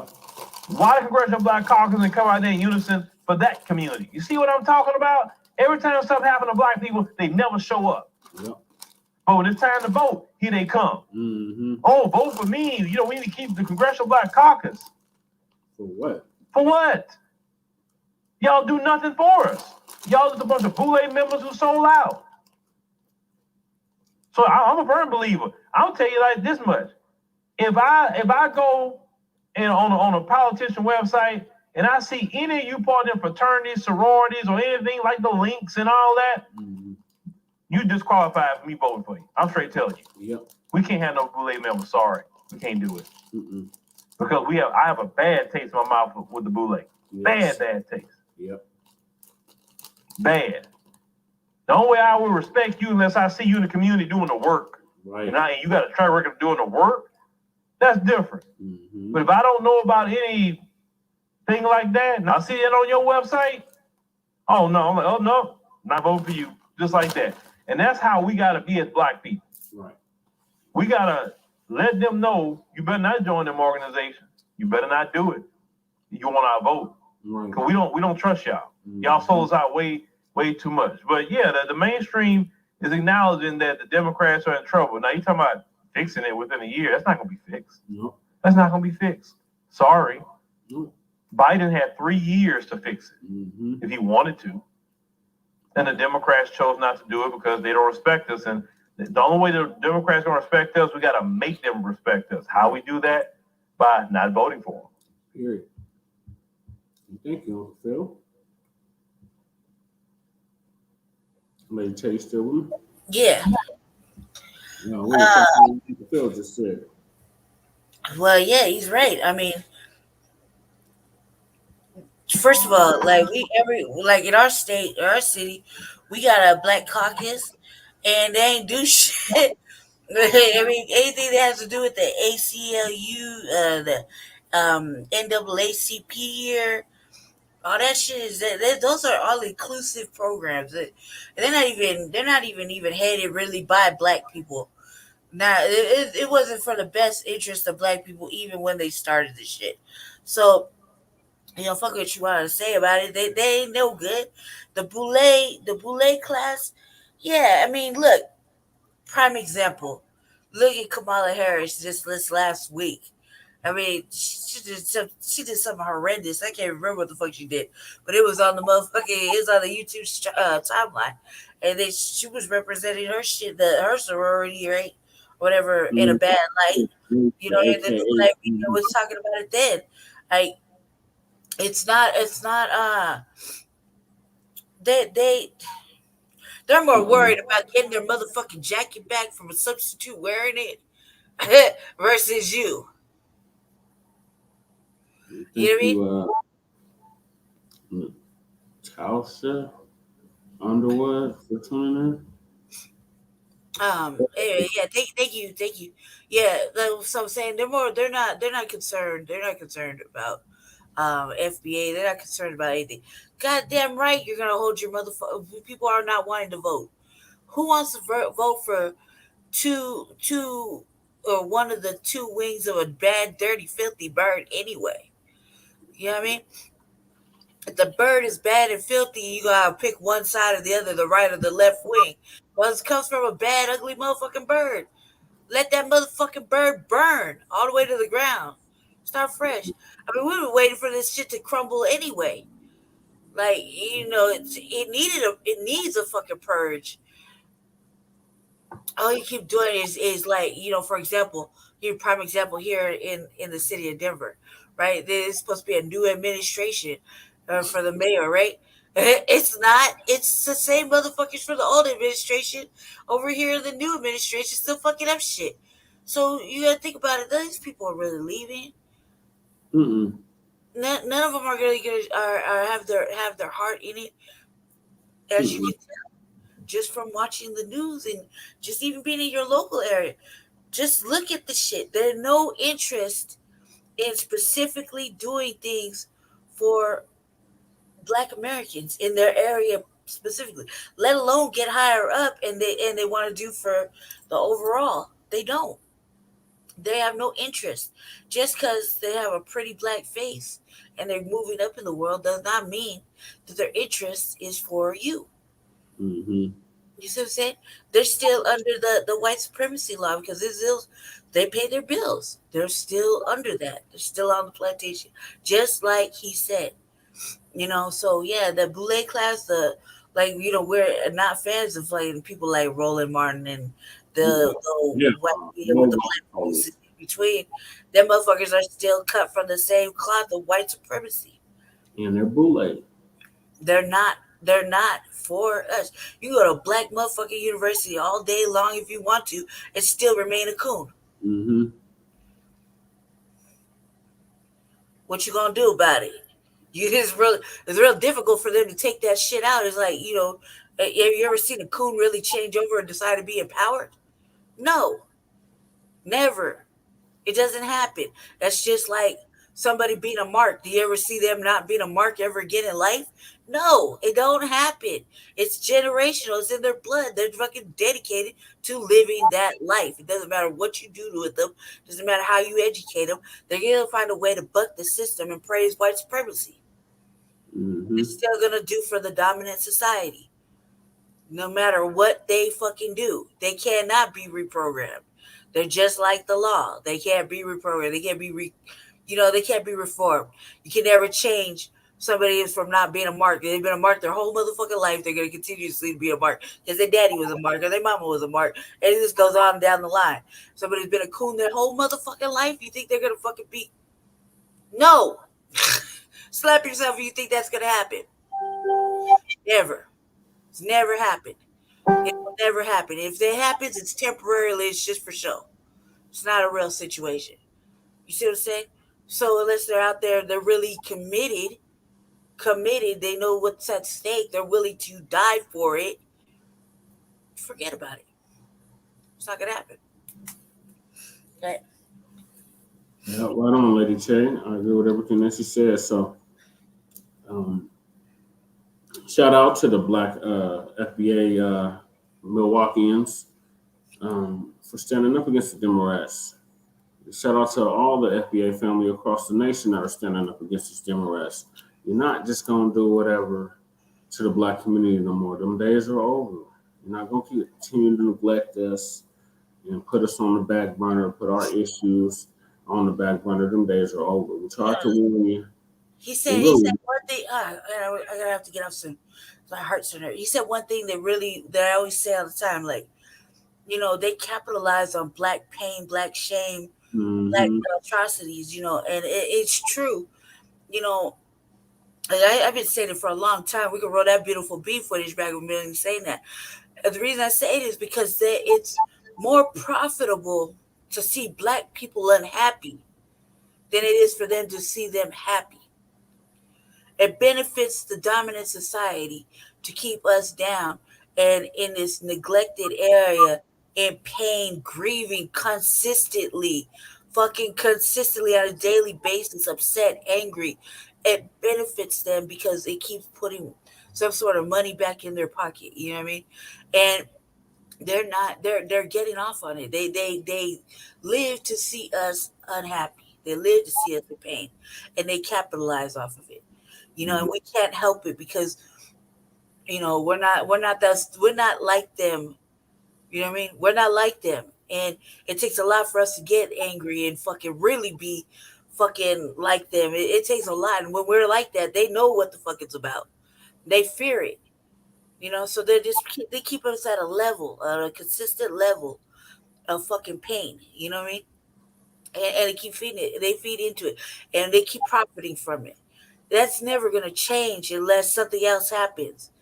And at this rate, we're losing more, and they're benefiting from it. So no, you don't have to keep giving them something valuable to you, like your vote. If they need it, let them beg for it. Let them work for it. They got to give you something for it. They can't give you nothing right now. They're not even talking about it. And they got a year, less than a year to keep speaking sweet nothings in your ear, making you feel warm and fuzzy and pandering to the Black community. All these politicians, they get up. The first place they go, Black church. To pander over there. They pander to the elders first. It's always the elders first. They hit the elders, then they hit everybody else. And if you're following the elders, then you follow in line with that, and you're still on the dominant society's fucking train of thought. You know what I mean? So you have to pay attention. Pay attention. If you're not paying, if you think I'm lying, go show me I'm not. Show me I'm not. They pander to the Black church. The Black church is ran by nothing but elders and coons and shit. And they, he's making sense. And they let them tokenize the touch. And that's that. And then it consistently affects the rest of the Black community. Motherfuckers saying they don't want to vote. And they stand with us on no tangibles, no vote, no reparations, no vote type shit. We're ousted. We're kicked out. You know what I mean? Like shunned, laughed at because we're not on that coonish fuckery. That's what that's about. You know what I mean? You're either gonna be the sheep or you're gonna be the predator. You're either gonna say yeah, follow, or you're gonna say no, take a stance. It's really how it breaks down. But it has to be this generation right now. What's going on now? Because if we leave it in the hands, we don't do shit now. The next generation, the generation after that, they never going to step up to the plate. Yep, it's on the X's and the millennials now. Right. Okay. All right, so along these lines, the Black male vote will be the story of 2024 presidential election. Mm-hmm. So the Black community as a whole is like not supporting the Democrats, but specifically the Black male community, we are not supporting Democrats, and they don't know what to do. It's really stupid because they target Black men they wipe them off the map or they put them in jail. So how the fuck are they gonna get their vote anyway? That's kind of dumb. You know, they're eviminizing them. They're doing so much to black men. How do they even expect to get their vote? I mean, this says defeat is ready to and defeats the purpose. Right. So once again, good brother Uncle Phil is going to break it down for us. What's happening with the black male vote? After this stupid ad. Well, coming up in the 2024 election, there has been a lot of discussion about the black male vote. The Democrats are really in trouble because they have literally lost black men. It's spiraling. It's not straight yet. Before that, more and more of the Democrats' base like 30, 40 more minutes, and then I gotta go. We have the older generation about the black male vote. Is it showing now? Huh? Is it showing now? Yeah. The Democrats are really in trouble because they have literally lost black men. We have spoken many times before that more and more of the Democrats' base are not replacing themselves because we have the older generation voting Democrat heavily, and you know, life is happening, people are passing away. Well, they're not replacing those voters, they're losing through, you know, death with younger voters, especially black men. Now, black men are not really dealing with the Democrat Party for many reasons. Number one, and I know the Boule, you know, will be listening because they just say, I can't figure it out. And if I hear you repeating in these talking points, please, y'all send them to me and let me call them out on my podcast. Yeah. One of the main reasons why black men aren't fooling with you is for years you have demonized black men. I'm really talking about Democrats. Democrats have tried to create a issue with black men and black women. They purposely kept saying that all black women is the backbone of the Democrat Party. All black women save democracy, like black men didn't vote at all. They kept saying that over and over and over and over again. When it's any time for any kind of positions to be had, it were black women put in these positions. And then you have black women like Tiffany Cross would tell black men to get in line behind the women. No other group of women have said that to their men. And this has been a constant mantra against black men, but it's definitely led by the Democrat Party. So black men are not respected by the Democrat Party whatsoever. No respect. Like Rodney Dangerfield, no respect. Second, there's nothing that the Democrats offer black men that can help our families. Right. If you aren't a single mother who is getting welfare and food stamps or child support or something to that effect, what do the Democrats really offer black men? Nothing. Black men have said that we'll rein in the police, rein them in, take away qualified immunity. When they had the chance to do that, they did not do that whatsoever. They gave excuses. They blamed Tim Scott. They just walked away from the deal. So what are you really offering black men? You're not offering black men anything in the area of business. More and more black men have went to the area of entrepreneurs, and they're constantly doing it every day. And I talk to a lot of these black men who are entrepreneurs, and these black men, they all say the same thing. They're not for the Democrats, because what do you offer to the black entrepreneur, the black businessman? Even what do you offer to the black woman? You offer nothing. Democrats are actually allowing Eric Bloom to sue the Fearless Fund. Now, this Fearless Fund is a venture capital fund that was for black women. And yet, because it was for black women, he went to sue. Where were all the organizations that defend, quote unquote, women? Black women are women, right? And most of these women groups are liberal groups. They're not conservative groups. And yet, when black women need help from their so-called feminist sisters, where are they at? They don't come out to defend black women whatsoever. We're tired of being told what we're not going to get. We're tired as black men seeing everybody get something except our community, our children, the women in our community, our families. We don't get anything. So why should black men show up for you? Wow. Oh, I know what you say. Well, if you let Trump in there, he's going to destroy democracy. What democracy?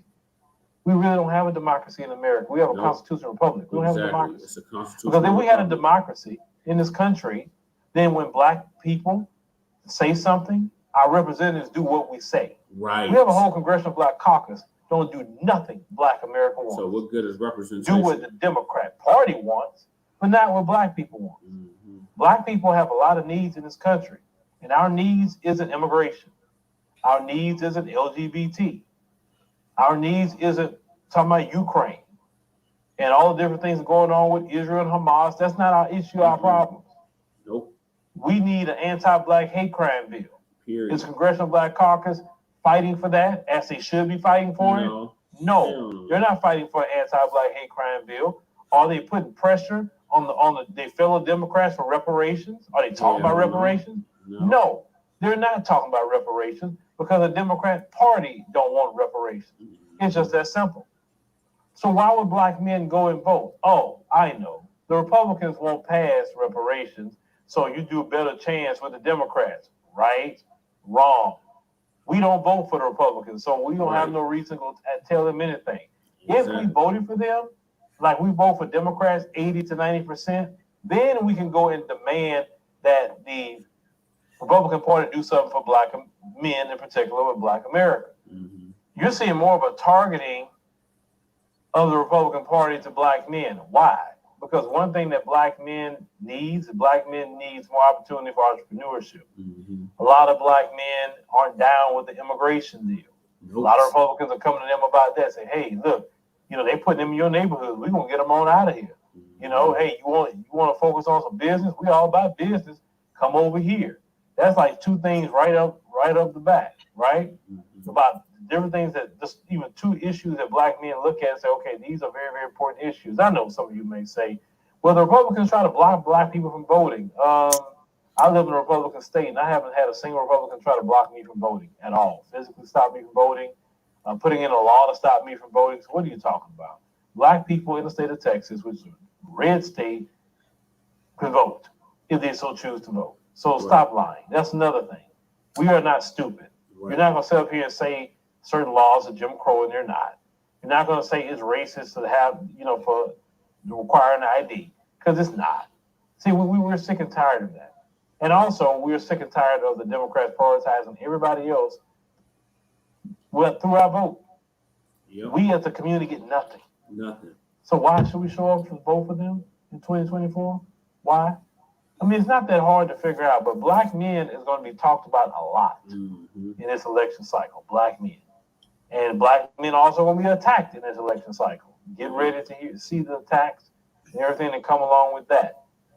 That's why we got to shore up everything. That's why we say that, you downloading the African Diaspora News Channel app is the most important thing that you can do, because we got to protect our platforms, because who's to say they may not try to come after me for speaking against the Democrats.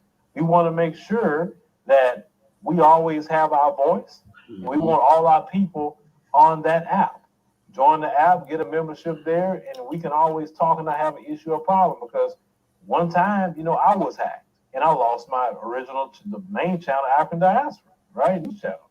Now I got it back within 3 days with my partner manager. But what if we couldn't have got it back, right? Mm-hmm. So we don't want to be in that position. We don't want to wait until something happens, right? Yeah. Now we're scrambling. No, we want to, and it's not that we have any issues with YouTube. We're not. But why do you want to wait till you have an issue or a potential issue or somebody get hacked or whatever the case may be? No, we need to join this app because it's very, very important that we do so.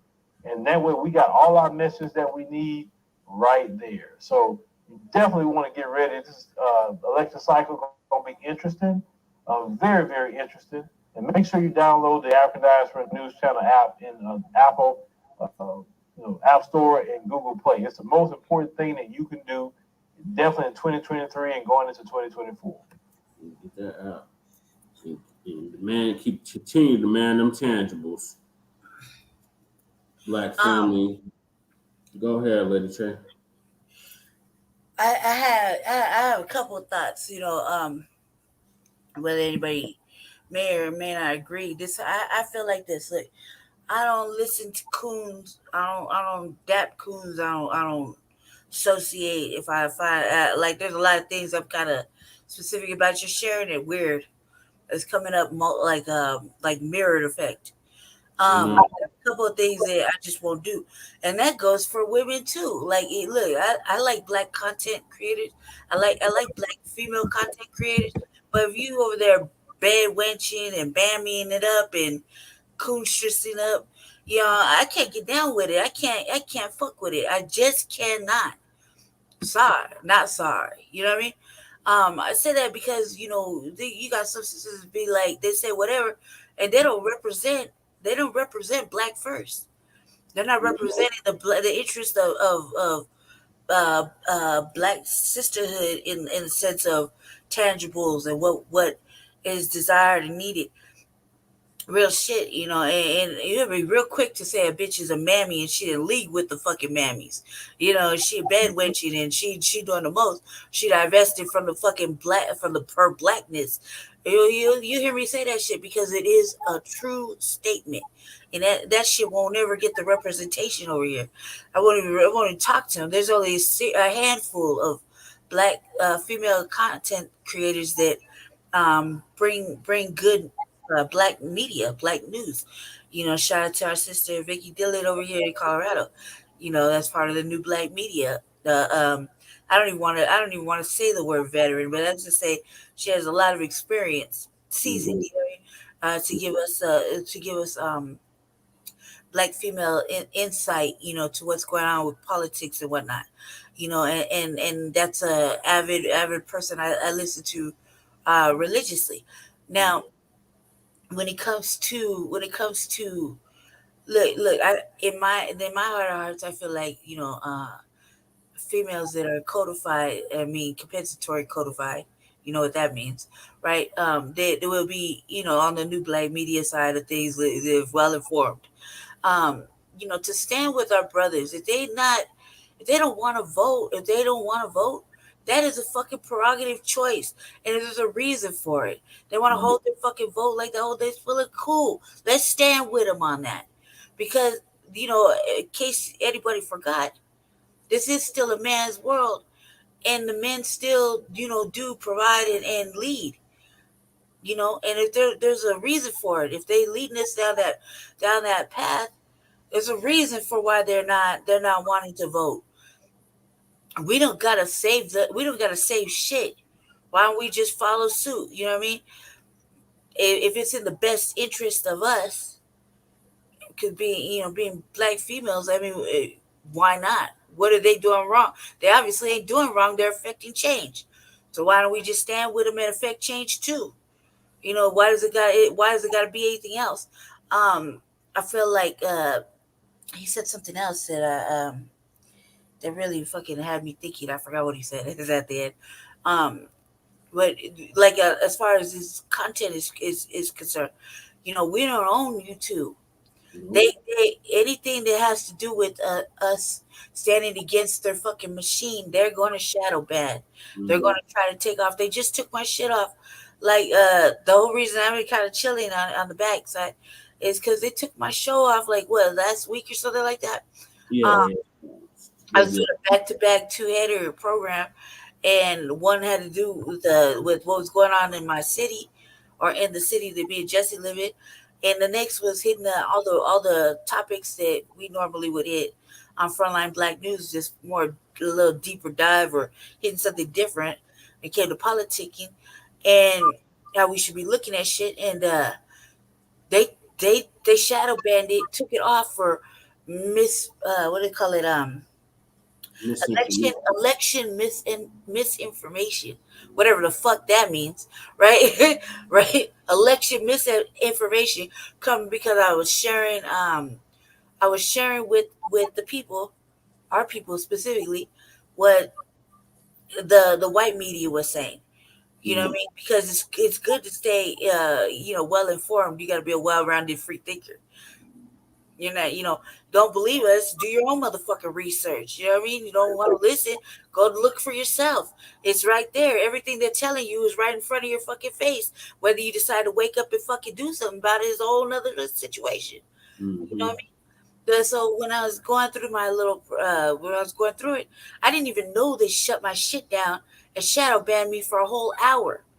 So I was just over there wasting my fucking time and energy trying to bring the news to us, and they shut it down. They shut it down over something stupid, right? When it's on YouTube and you're sharing something you saw from YouTube on YouTube to be considered fair use, whatever. It's a whole motherfucking situation. And YouTube make up their own motherfucking rules.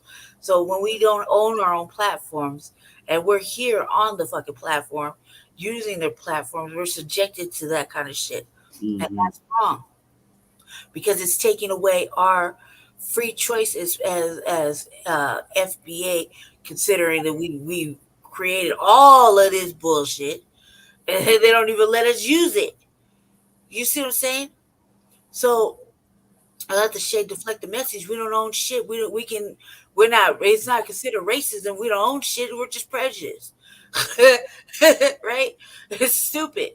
It's really fucking stupid. They can say whatever the fuck they want and they can be as anti-black as they want. But the moment you start getting fucking a little bit, in their words, a little radical, a little out of pocket, man, they got that check for you.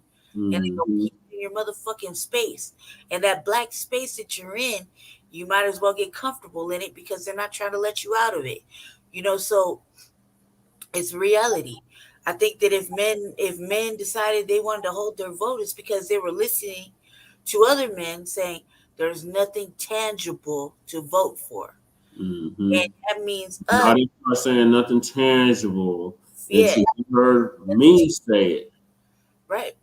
And so Here in Denver, nobody was talking about tangibles. No. I was talking about vote blue no matter who.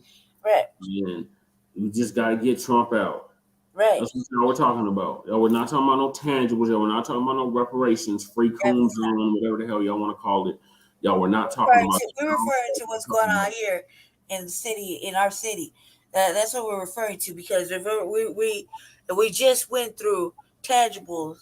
What tangibles mean, like we do every motherfucking Saturday for as long as I can remember. We've been doing it, and we already know where it came from. You don't know where it came from. Again, I suggest you rewind the track back to fucking tangibles, and you'll see that Tariq Nasheed brought us, put the spotlight on that shit. And that's part of the new black media. You don't like it, I give two fucks about it. Right. It's important to us, and it should be important to you if you're from the soil. Right. It should definitely be fucking important for you if you want reparations, which is a fucking old debt. Right. You should be fucking thoroughly angry. You should be thoroughly angry. You should want to be using your motherfucking platforms to go ahead and express that shit so everybody can get in alignment. Because right now, there's so many fucking opinions and separations that we only gonna have a small little group of motherfuckers that's standing on black first. And that's all it takes.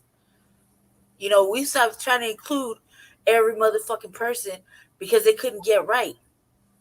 So, hey, some of you motherfuckers gonna be left behind. That ain't on us. Right. You see what I'm saying? You do the work, you doing the work. It's not on us. We can't keep trying to lead y'all to the fucking water of liberation and salvation if you're not trying to get there. You're intentional. This is intentional now, cognitive dissonance. So you can't, everybody's had a chance to wake up for the last 3 years. And you continuously are cognitively asleep on purpose, intentionally. So we can't keep begging, trying to get you to get in alignment. It's clear you don't want to. So suffer the consequences and reap no reward. We're gonna be out here doing it. That's what I'm saying. With black women have to come to and stand with the brothers. They're saying no vote because of not receiving reparations or because of the rigmarole, hoops and loops that they got to go through, right? Then stand with them. We ain't got to carry it all. They depend on the Democratic Party will depend on the black woman to carry the rest of the shit. No means no. If the men are saying no, why can't we follow suit? There's no tangibles for us either. Okay? If there's no tangibles for them, we definitely get no tangibles. Right. If there's no reparations for the men, there's no reparations for the sister. Mm-hmm. You know what I'm saying? So you just put that in mindset that while they're sitting there trying to get you, Miss Thing, up there to vote and take your booty up to the poll and sign that shit, I got a ballot right here. I got a ballot right here. I ain't even fucking submit. Why? Because there's no motherfucking tangibles in it. The people that are up there for city, they're running. Look, you canceled your girl out. Since you canceled the only real one up there that was trying to do something, eat 2 dicks on Wednesday. You get shit from me. You see what I'm saying? That's the way I feel because there's nothing tangible. Nobody's offering what I was trying to offer. So, and I have the real shit going on. I know what the fuck the people want because I'm outside. I definitely know what black people need in my city. But you can't get none of that since you cancel your girl. You get eat 2 dicks. Stick it in your ass, do whatever the fuck you want in Aurora. Don't give a fuck. You weren't listening. You never listened. So why the fuck you get my vote? That's how I feel. Or let the shade deflect the fucking message. That's how you should think. If they're not doing for you and yours, fuck them. They don't get no vote. Either Republican, Democrat. Start looking into other options. You ain't got to vote. It's just a suggestion. You ain't got to vote. Right. You have no obligation to like you hold your babies. You ain't got to vote until they offer you what you fucking need. And then make it clear and plain. All this broad and ambiguous talk is for everybody. It's inclusive. You don't need to be included no more. You need your own space. You need your own specifically for you. Yeah. Mic drop. Thank you for that, Lady Che. So yeah, black men, it's time, we stand up and the sisters follow suit. And everybody get on code and we sit this one out. I see no reason for us to vote in 2024 besides to close the borders. But really, outside of that, I really see no reason for us to go out and vote. The Democrats ain't offering nothing tangible. The Republicans damn sure ain't offering nothing tangible. And the independents, they're so flip-floppy, I don't know where exactly they stand because 1 minute they're against reparations and now all of a sudden they're for reparations. So, you can't be trusted either unless you have a track record of actually fighting for reparations, fighting to do something tangible specifically for black people over a long duration of time. You're not going to get our vote either. So I'm going to move us along. Late class, I mean, it's really, I think the confusion on the third party candidate happens to be because they were on one side of white supremacy and now they're moving around, and it's really you gotta look at it for the devil advocate position where they gotta kick out a lot of this fucking programming and get with one side. If you consistently let the devil in, you usually drift off and go back and forth. You know what I mean? And they in there. The mindset is highly programmable to go ahead and think that they're doing the right thing when they agree with the fucking oppressor. Mm-hmm. Either way, you're oppressed regardless. It's only one way to take you out, and that's just to separate from that whole situation and make the right choice for you and yours, and that has to be with something in hand, clear, right and exact, and plain. This language is designed to trick you up and keep you in a state of in a neglected state. It's not designed specifically for you. It is in each word, the way they have it written down anywhere. The language is meant to not raise you up. It's meant to keep you at the bottom. Mm-hmm. That's the status quo in this country. And that's what both of the two parties represent. And that is racism and white supremacy. keeping white people at the top and keeping black people at the bottom. So moving along, BadSalami is in trouble, y'all. The Tether anchor baby himself, Vivek Romney BadSalami, is getting certainly turned off from the Republicans. The Republicans aren't really dealing with him. They're really supporting him. We did that was gonna last. That motherfucker thought he was gonna be something. Then they gonna put him in his place too. Don't let the shade deflect the message. That motherfucker still is validated. Yeah. Not as validated, but he's still validated no matter how much cooning he try to do. At the end of the day, they're gonna not let him come on. He's not gonna be the president of nothing at all. Right. All right, this is from Lisa Cabrera. Shout out to Lisa Cabrera. If you haven't liked to subscribe to Lisa Cabrera, what are you doing? She's also one of the new Black media content creators, female content creators. So you guys should definitely support her. Hopefully the video plays. Oh, set on these ads. I'm glad I got the ad blocker. I'm telling him just leave our shit alone. Look at the ads. I don't care. As long as he keeps it consistently rolling.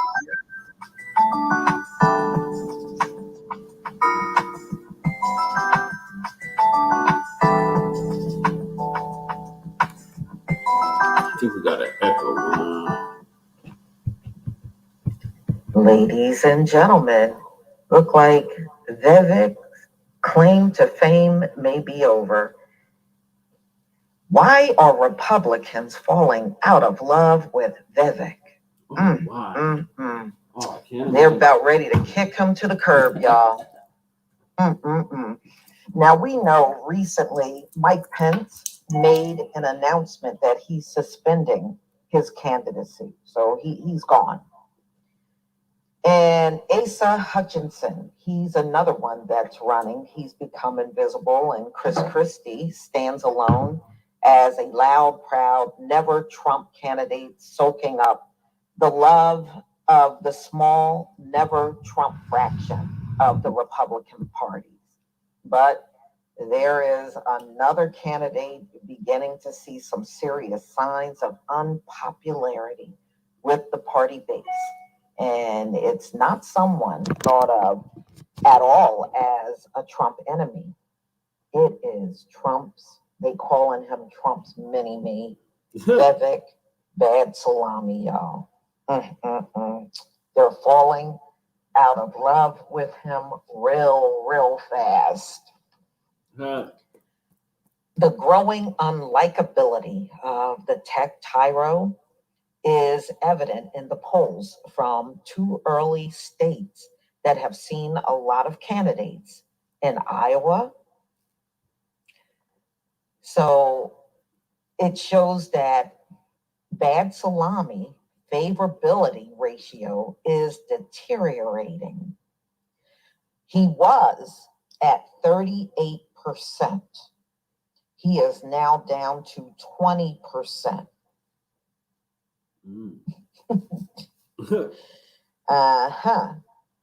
To know him better is to not love him more, it seems. And putting the matter a slightly different way, a new CNN survey of South Carolina shows 60% of the likely primary voters have ruled out considering BadSalami, not far from 71% who wouldn't think of voting for Chris Christie. Wow. Y'all, they don't seem to be liking old BadSalami at all. So you have to figure that at least some of Vivek phobia in South Carolina stems from the verbal fist cuffs he had with the Palmetto State. Remember him and Nikki Haley were sparring back and forth Yeah. during the debate, the GOP debates. So, they've been dueling and, things have been flaring up. So BadSalami says 2024 Republican presidential nomination rival Nikki Haley should be disqualified from being president. The multimillionaire biotech entrepreneur and first-time candidate verbally attacked Haley, a former two-term South Carolina governor who later served as the ambassador to the UN during the Trump administration, came hours after she argued that BadSalami's comments on Israel-Hamas war are akin to the far left squad in Congress. BadSalami, speaking with reporters ahead of his speech at the New Hampshire GOP First in the Nation Leadership Summit, accused Haley of having personal conflicts of interest, which appear to be a jab at her husband's business ties to the defense industry. Nikki Haley has foreign policy experience, and it shows in her bank account at the tune of $8 million. This is what Vivek said. It is sick, especially when you have Biden crime family pocket watching like a motherfucker that have monetized their connection and their foreign policy and sold off our foreign policy. We don't need to substitute them with a Republican version of the same. So that's what he said about Nikki Haley. So it's not just Haley that BadSalami is insulting. Recall when he said in the first presidential debate, political outsider, Vivek turned heads at the Fox News debate. Well, I mean, it's Fox News audience, Right. Okay. The debate audience, which had initially cheered for BadSalami, promptly booed. So he initially came off as brash, refreshing, and interesting. No, he came up like a fucking cornball. So, they said in the beginning, people really did embrace old BadSalami here, but not over here at the new Blacc media. We're like not really embracing him so much anymore, and he's losing ground out here. Add in the ire of supporters of the other candidates in the race, you can see why BadSalami has turned off a chunk of the primary electorate after drawing favorable first impressions. None of this will likely keep BadSalami from his trajectory towards a cabinet post or an ambassadorship in a second Trump administration, if there he's is gonna find himself one on MSNBC. Run for state office in Ohio if Trump doesn't win. His fans will likely write him off. Yeah, that's where they all go to die in 2024. But it's instructive to know that even in today's Republican Party, personality counts. because he got little bitch hands. I would take anything else. Sticking BadSalami. He's like got little hands like a female. Like primary, y'all. That's just my opinion. He got like teenage girl hands. And now people are turning on him fast.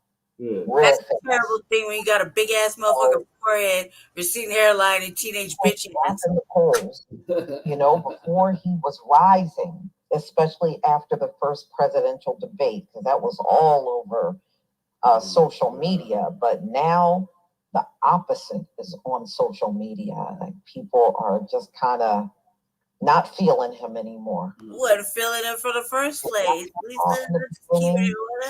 hated that motherfucker. Oh yeah, no, I didn't even know why they gave him a chance to get on the platform. It's happening. It's happening, y'all. Please leave your comment and subscribe. Don't forget to hit on the notification bell, and I'll see you on the next video. Yeah, like you got little female hands, like little teenage girl hands, like real soft, buttery little hands. Like I wouldn't take anything serious. He said, for real. Like I was just like, come on, because of the clown. Like I don't know how everybody was so fucking impressed with him. None of that shit at the RNC was impressive. Right. Like, this is all you have to go up and everybody go turn around and bend over and let Trump get it. I mean, what is the point? They all raise their hand. Would you support Donald Trump for president? Nah, that motherfucker, he's whack. Like he was whack. Everybody on the new black media was laughing at that motherfucker secretly. Like he did not take charge of shit. He was the only one that didn't raise his hand. The rest of them all raised their hand. Christie, he gonna try to sneak. Oh yeah. I support it. That's why his car got hit. Yep. Oh yeah, BadSalami, his car did get hit, and yeah, so his car got hit. I'm surprised nobody throws shit at him. He's like, it's ridiculous. Like, stay in your lane, cause you know you ain't got shit to offer. You definitely ain't got no tangibles for black people. And this is the same one that Don Lemon fucking put in his place. Yeah, on Caucasian Nazi Network. And that's why he got fired. I mean, really, let's keep it real. That's why he got fired, because he put him in his place by talking shit. You know, try to take. No, you know everything is racist. You can't take race out of it. Right. The dominant society cannot take race out of it. He got fired. Exactly racist. Exactly how we think it is. I mean, she was past her prime. Right. And Don Lemon gave him that business, and he gave Don Lemon that kick out the door. You know, that was some fuck shit. You know, we know it. Nobody likes Don Lemon, but we know that was some fuck shit. Right. But yeah, he'll find himself a good job over there at CNN or MSNBC or wherever politicians go to have the rest of their career played out. Look at Jen Psaki. You know what I mean? Sure, they're trying to give it to motherfuckers and, you know, fact check them and shit. But look where she at. She ain't in the office though. She ain't at the White House. She over there doing news. She an opinionated commentary like us. Commentator. Yep. Well, we're actually correspondents, but yeah. You know, saying real shit. Just because you were over there, I mean, look, that's where your career goes to die, is the news networks until they get tired of you and they boot you out. Yep, because you can't get people to toe the line no more. Right. All right, so yeah, this is great news. So Vivek could be the next one dropping out. So what is that? 4 people that have dropped out in the past week? It's gonna keep getting worse and worse. I mean, might as well everybody just go ahead and you know, drop out. Why not? So, especially if you're gonna turn around, bend over, and give it up to Trump anyway. I mean, you might as well drop out. Save yourself the fucking heartache and the money. If the former Vice President Pence dropped out, Tim Scott is either dropping out or has already dropped out. I think he already did, right? Yeah, Mr. America is not a racist country. He dropped out. Larry Elders dropped out. Well, Larry Elders didn't even count. I consider, you keep saying Larry Elders. Larry Elders didn't count. He wasn't even allowed to get up there and fucking have a debate.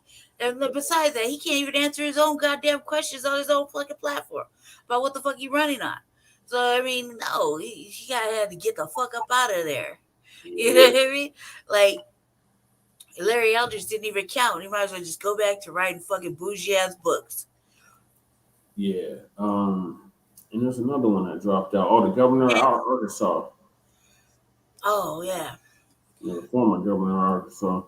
Pence dropped out. We knew that was going to happen. I mean, like, well, it's just going to continuously get worse. I I don't think that there's another viable person if you're not going to vote for Trump. Who is there? People say Haley. I'm like, come on, man, cuz please pull it together. Like, no, that is not a no. I would not know. No. There's a Nikki, whole bunch of reasons for just fuck no. she's tied with the panties. Fuck no, him too. I mean, fucking the panties over there, no, and him in his little bitch boots, no, and fuck no. They're not. There's nobody good enough right now. They keep dig deeper, Republicans. Surely, there's somebody that's worthy No, of fucking of if what happens to Trump, you're just gonna go ahead and let Nikki Haley do. Fuck her. Hell nah. She not for reparations either. she's definitely not gonna get the nomination either. Right. So Yeah, black people, if you think Nikki Haley's gonna give you something tangible, you might as well just close your eyes and keep hope alive. that's Not gonna happen. That's the ultimate Karen right there. Ultimate Karen. She don't have no respect for black people. None. I've seen it. I mean, you roll that beautiful beam footage back. She's rude as fuck. She ain't got no tangibles, nothing to offer black people. And she don't give a fuck about us having reparations. Period. So yeah, this is great news. BadSalami. Just drop out now. Save yourself the heartache. Because you're not gonna get the nomination. You're just not gonna get it. And Christie, you need to drop out too. Hell, all y'all mugs need to drop out because y'all all supporting Trump. So why are y'all even running? This is political theater at this point. And then they got another debate coming up this week. I think the arena. Definitely need to drop his big ass out of the race. I mean, like, just go ahead and just end it. I mean, save your money. Do something else with it. I mean, all you're doing is wasting fucking time and the people's energy, and you're just amusing us. So this is your political theater is like fucking entertainment. So it's not worth it. It's not worth it. Right. So yeah, goodbye and good riddance to BadSalami. You never had any traction to begin with, so it was a wasted campaign. You thought she was going to out white supremacists to white supremacists. The white supremacists don't like you. They try to tokenize you. And when you said you didn't support Israel like they wanted you to support Israel, they gave you the boot. Talk about you talking like the left now. So you got to go. And not even quite as kept. New Black Media, we've been on this mug from day one. Said it was no good, it was bad news, hence BadSalami. And he was not going to get the support that he thought he was going to get from his own party. So, goodbye and good riddance. The next topic is like they really do, they really should. I mean, it's almost pointless, especially when they have evidently admitted they were just gonna let Trump have it. You know what I mean? They support Trump regardless. So yeah, I mean, they just might as well just go ahead and just wrap it up and let him run his thing and put your money behind him. That's what's gonna happen anyway. Yep. And see if we can get a position in his cabinet. Right.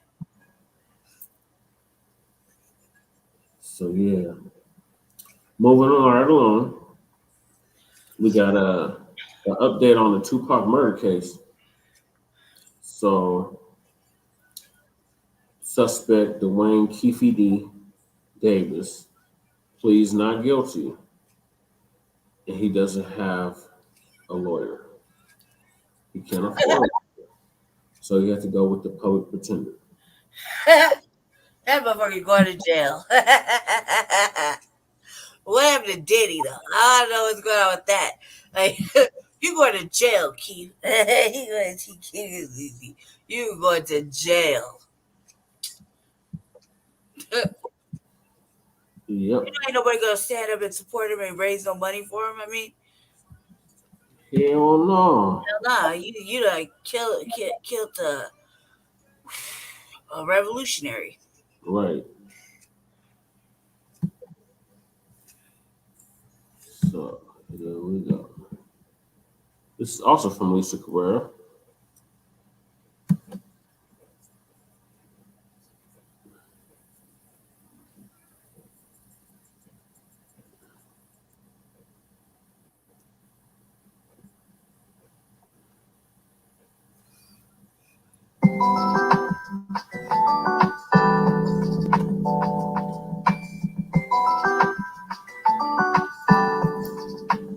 This is showing of this penguin.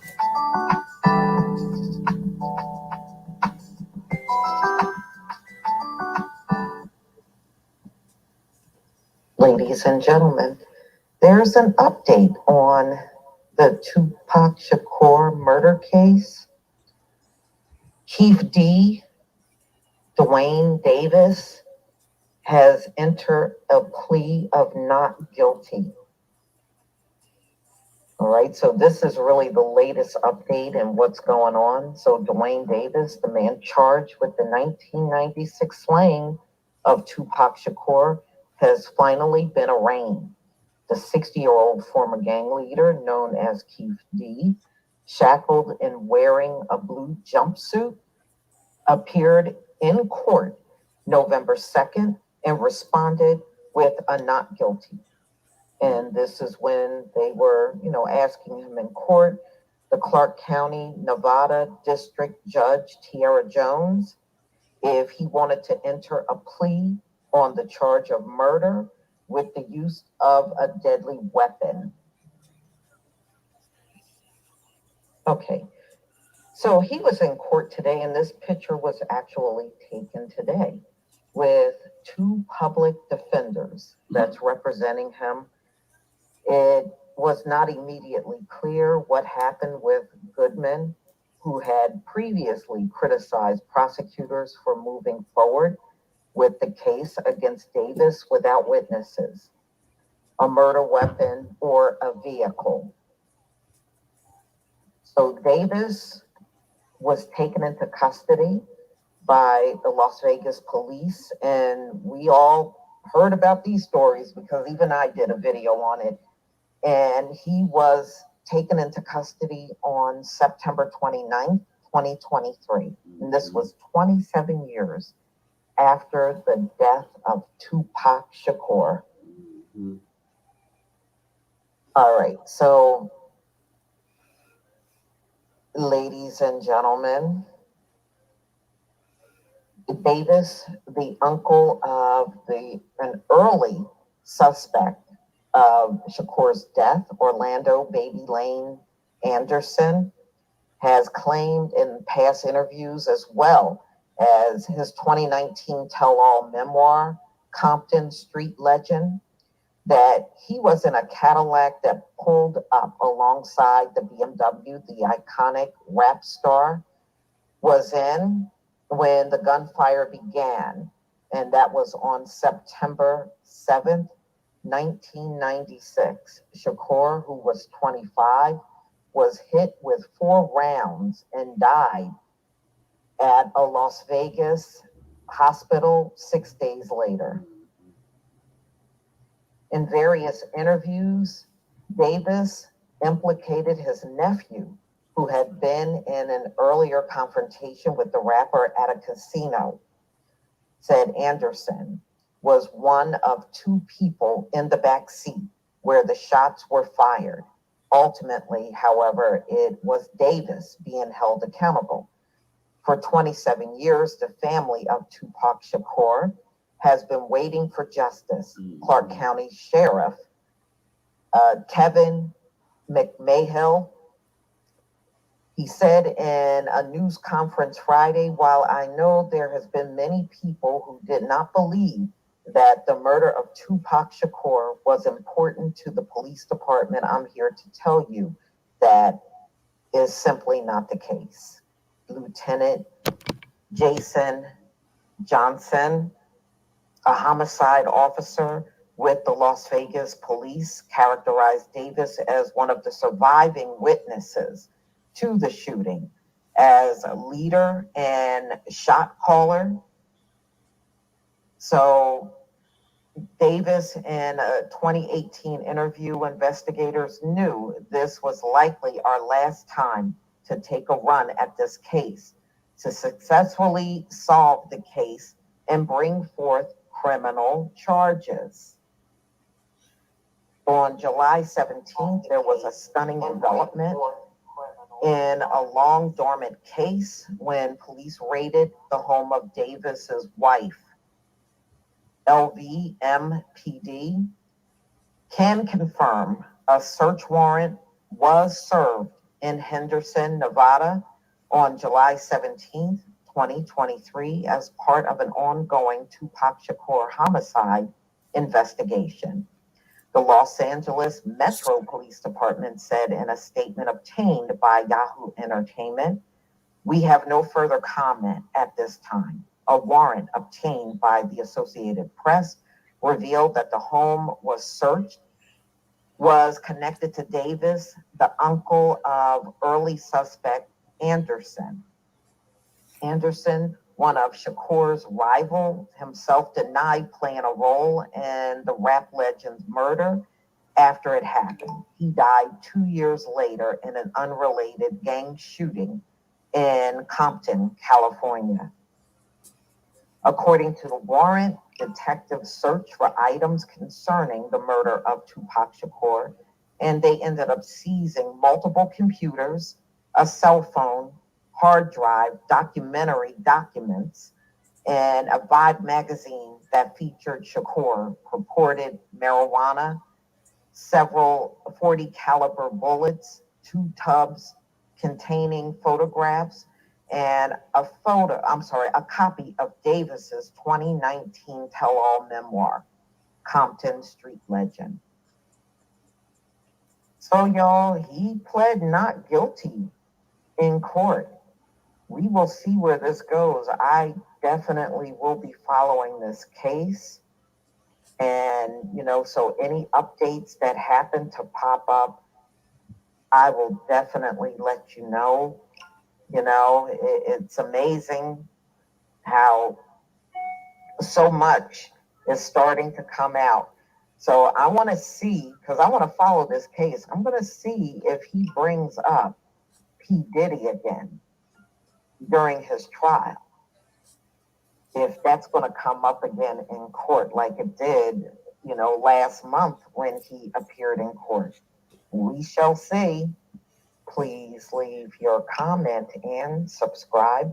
Don't forget to hit on the notification bell, and I'll see you on the next video. Peace, family.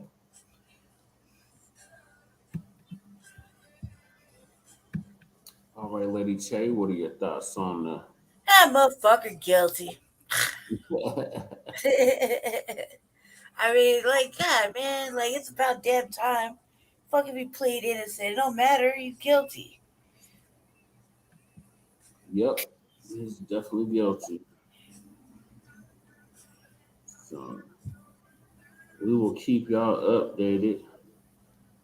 See if P. Diddy goes to prison, since he's the one that supposedly, allegedly, I'm just gonna say allegedly, paid them $1 million to kill our revolutionary brother Tupac Shakur. So yeah, we will definitely keep y'all updated on how this goes. So make sure y'all stay tuned to the Frontline Black News for any updates on the Tupac murder case and the situation with Chief D. Moving right along, we got the Tyre Nichols case. We got an update on that. One of the former police officers, Desmond Mills Jr., changes his plea.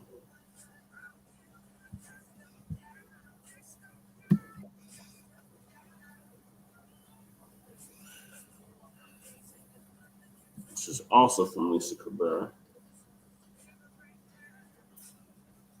Liberty Mutual customized. So are we ready to finance this piece?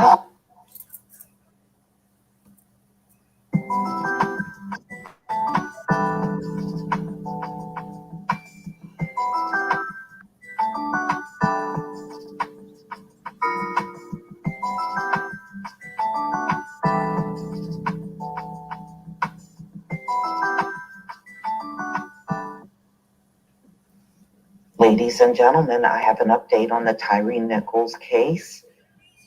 As you know, the officers, they are going to trial, and one has taken a plea deal. So Memphis police officer charged in Tyre Nichols' death to change plea in federal case. Now, he could be turning on the others, and that's why a plea deal has been offered to him. And apparently, he's taking it.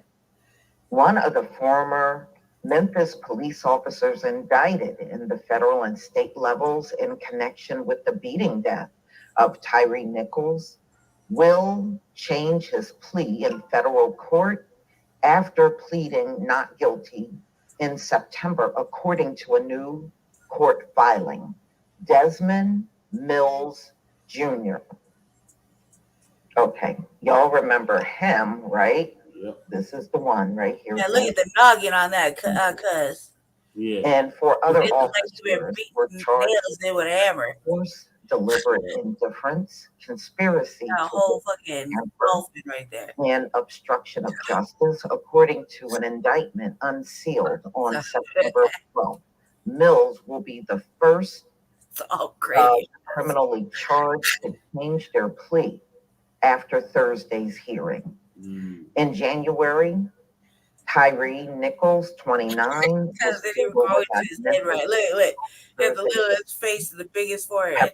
Sprayed and confronted in a confrontation that sent Nichols to the hospital in critical condition. He died 3 days And like later. the tiniest motherfucking ears.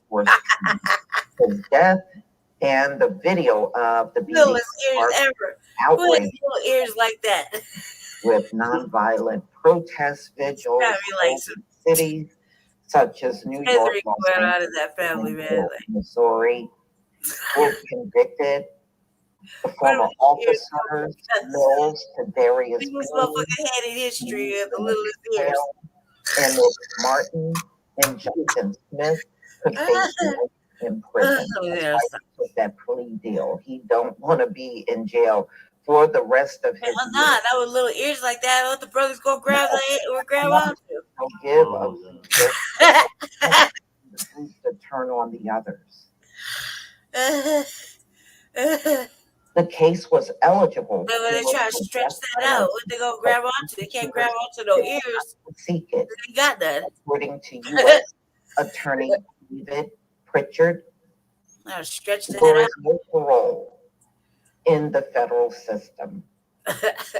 Blake Ballin, Mills' attorney in both the federal and state cases, said Wednesday he could not comment on the change in plea, aside from confirming that Mills is scheduled to enter a new one on Thursday. And that is today. So the terms of the name in little ass ears have not been released. Right. And a hearing for the change in plea is scheduled for Thursday, which is today at 10 a.m. So the judge overseeing Judge Mark Morris is also presiding over the federal civil case filed by the Ben Crump on behalf of Nichols' family. All 5 of the criminally charged former officers are named as defendants in the case, alongside the city of Memphis, Memphis Police Chief Sherilyn C.J. Davis, That's the one that's two married to former a damn officers child. who are not criminally charged. Y'all know which ones we're talking about. And 3 Memphis Fire Department personnel. So they're all named in the civil suit that the family filed. Mm.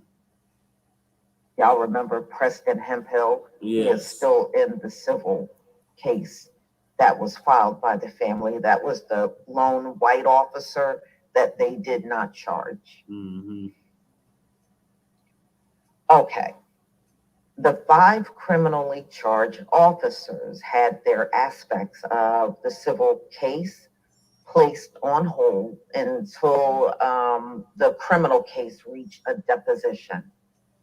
Although Mills' federal case will likely reach an end on Thursday, his state case is ongoing and his future in the civil case remains unclear. The federal trial for 5 former officers is set for May of 2024. The civil case is slated to begin with arguments. Opening arguments will begin on January 2025. Wow, that's pretty far out. If a settlement is not reached before then, or if the case is not to be dismissed, the city and Davis currently have a motion to dismiss the pending case. The federal criminal case, so they said, though calm inside of the courtroom, has had a testy moment via court filings. In recent days, the Justice Department and defense attorneys for some of the former officers have sparred over access to Nichols' cell phone records and statements made by one attorney in a filing that the DOJ has categorized as an inappropriate smear of character. The DOJ, in response to the filing, has requested the statements like that not be allowed in publicly available court documents and that they be sealed, arguing that the statements like that would not be admissible in court and could taint the jury pool.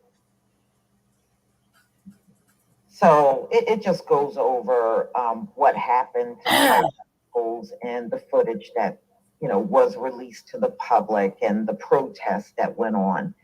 And it also talks about the rumor after the release of footage, how members of the Memphis police just beat this poor guy to death, a father, a skateboarder, and the fact that he worked for FedEx. And we still haven't heard the name of this alleged woman that worked at FedEx with him. I'm still waiting. It's been quite some time. Somebody should have been able to produce a name. I'm just amazed by that. Right. So anyway, y'all, that is the latest update. So you got one that is going to change their not guilty plea to guilty. And this is only because he doesn't want to spend the possibility of being in jail for life with no chance of parole, because that is what these officers are looking at right now. And I'm sure that is not what they want. And plus, like I said, if one takes the plea deal, that one will turn on the others.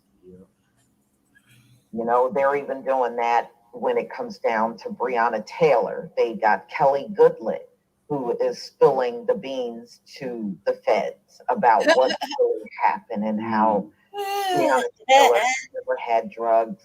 The whole thing was made up by an officer, and it just spiraled out of control. Even the warrant, they got the warrant based on a lie.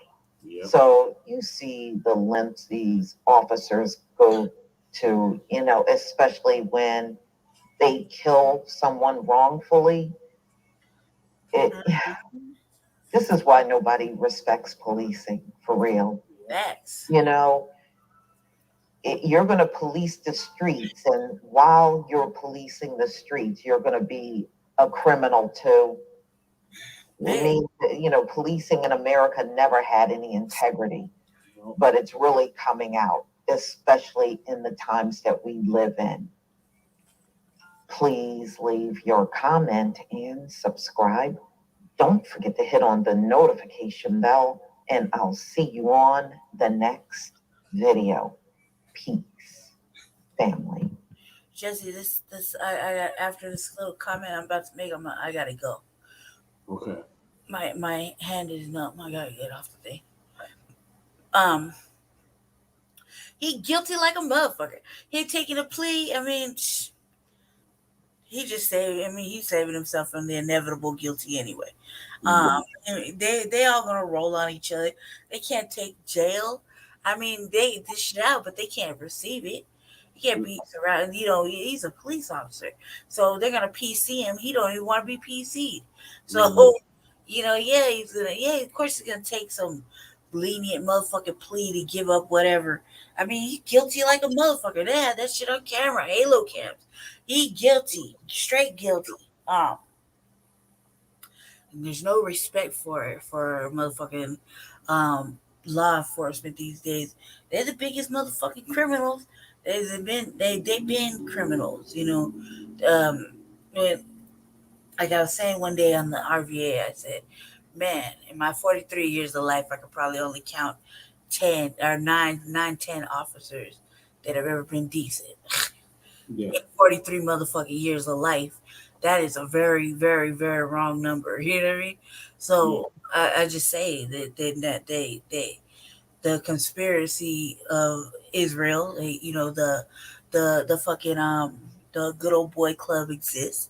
They don't give a damn about people, and they, a lot of this shit is unnecessary, but they're doing it, and they're in charge, so defunding them obviously isn't getting nowhere. You just start hitting them like majorly, hitting them with some accountability and taxing them when they commit crimes and all that shit. Reform, what that never did. You know what I mean? What that never did. So you can't reform them. These fucking race soldiers out here, and it was even worse when that shit happened. It was black officers and one white officer that committed that atrocity against that man. You know what I mean? He was like half a block away from his own goddamn house. You know what I mean? And they killed him. They beat him to death. They killed him. You know what I mean? So, yeah, he's guilty like a motherfucker. And it just goes to show you that not all skin folk is kinfolk.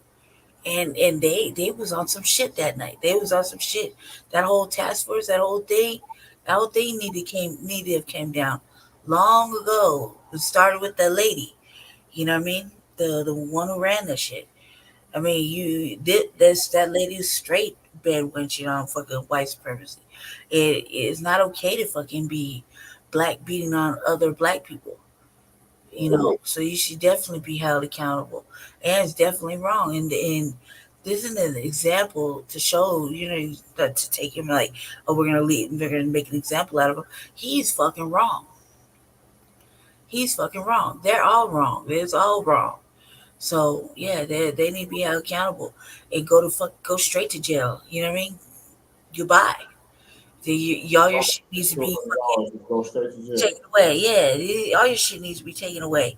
You need not have nothing. Never again in life. You need to go to jail. You didn't care about that man when you were fucking stomping on him like that, punching on him and shit. You didn't give a fuck about that man. You took a break and everything. So no, fuck that. Go to jail. Go straight to jail. Go to prison. You know what I mean? And they should put him in motherfucking gen pop. Let him get stretched the fuck out. He needs that. Let him see what it's like to get beat on. You know what I mean? They ain't gonna do that. They're gonna PC him. But just say, and you go to federal prison. Yeah. What the fuck? Everybody knows that's leniency like a motherfucker. Mm-hmm. So, yeah, I just think he's guilty. Yeah, straight guilty. You change your plea. Why the fuck you would say you was innocent when clearly you were guilty? Shit's on camera. Guilty. You know, it made no sense to me, but fuck it, it's whatever. He gonna get charged. He gonna sit in front of a jury of his white peers. You know what I mean? Guilty, and he was. He is. You know what I mean? And we all saw it. That shit was a motherfucking an atrocity were played out right there in front of everybody's eyes. You know, just like they play out every fucking um, black atrocity. They put it out there for us to watch, and we don't want to show it sometimes, but we had to see it. You know, and that shit was horrible. So, family, I'm gonna go ahead and I have to get off. I have to get off the computer now and get back onto my machines and whatnot. Um, so we'll see you again for part two. I'll be because there's still some it's still some shit we gotta do for tomorrow. So um and Jesse leaning back over there, so you know you might as well just shut this down. I'll see y'all tomorrow for part two.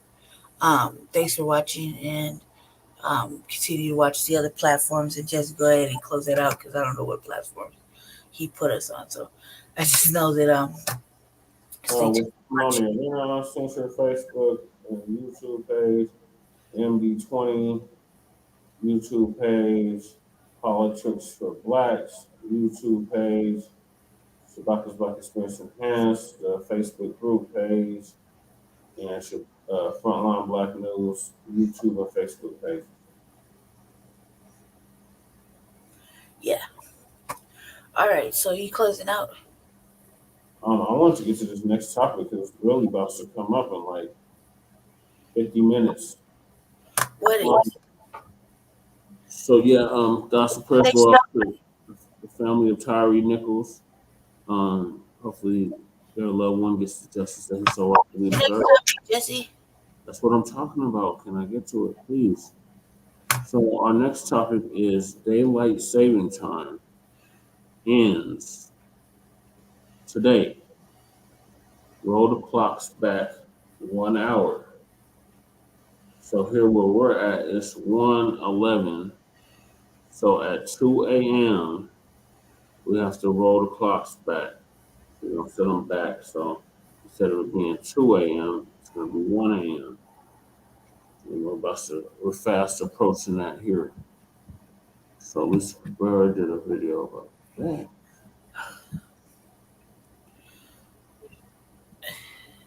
So don't forget to do that. Otherwise, you're going to be an hour behind tomorrow. What's that now?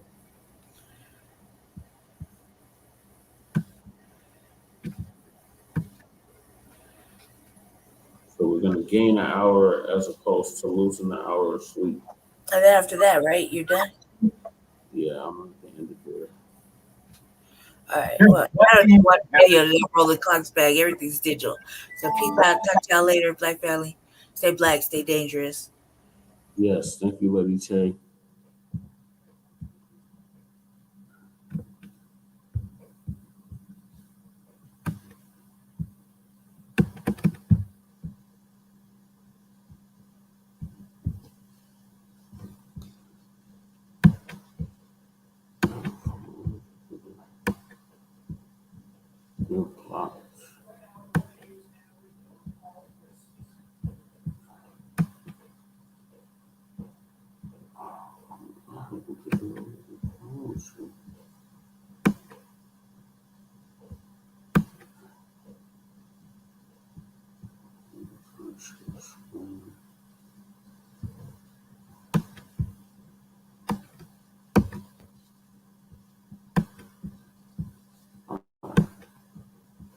This is going to be the last one.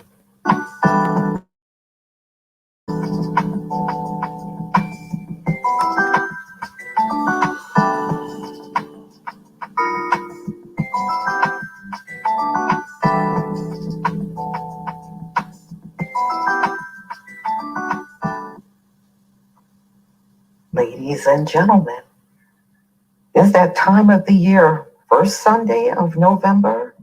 That's when the clocks go back.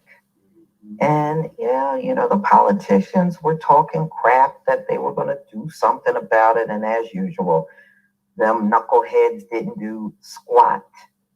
So daylight savings time 2023, why some Americans won't fall back in November. So, of course, there are states that will do it and some that won't do it anymore. So on Sunday, November 5th at 2 a.m. local time, the clocks for millions of Americans will go back an hour, and we will gain an extra hour of sleep, marking the end of daylight savings time for 2023. So March, we will move the clocks forward an hour and lose an hour of sleep as daylight savings time begins in 2024. So it's twice annual change that is observed by most, but not all people living in the U.S. Yes, because there's some states that stopped doing it a while ago. Here's what we know about certain parts of the U.S. that don't observe daylight savings time and why. So not all states in U.S. territories participate in daylight savings time. There's really no point. So Hawaii and Arizona do not observe daylight savings time, and neither do territories of American Samoa, Guam, and Puerto Rico, U.S. Virgin Islands, Northern Mariana Islands. And because it's desert time in Arizona, it does not follow daylight savings time. After most of the U.S. adopted the Uniform Times Act, the state figured that there wasn't a good reason to adjust clocks to make sunset occur an hour later during the hottest month of the year. The Navajo Nation, which spans Arizona, Utah, New Mexico, does follow daylight savings time. Hawaii is the other state that does not observe daylight saving time because it's approximately, they're close to the equator. They're saying that's why they just disregard it altogether. All right, do all countries observe daylight savings time? Besides the US, daylight saving time is also observed by North America, Europe, and parts of Africa, Asia, in the northern hemisphere summer. South America, they're saying, so those are nations that do observe it. So when does daylight saving time end in 2023? It will end Sunday, November 5th at 2 a.m. local time. All right. So we know, an hour, because they said that earlier in the article. So to accommodate for more daylight in the morning, when we spring forward, so once we spring forward, there's more daylight hours during the day, and of course in the summer as well. So in the northern hemisphere, the autumn equinox began on September 23rd, marking the start, that was the beginning of fall. That's all they're saying. So everybody, I know I don't like rolling the clocks back and forward. And, the politicians claimed they had a bill, but, these people don't work. All they do is stay on recess instead of getting things done. So we are stuck rolling the clocks back. And, a lot of people hate the shorter days, and some people like longer days. And I just don't like how early it gets dark. It's just way too early for my taste, but I guess that's me. So y'all, please tell me what you think about this video. Please leave your comment and subscribe. Don't forget to hit on the notification bell, and I'll see you on the next video. Peace, family.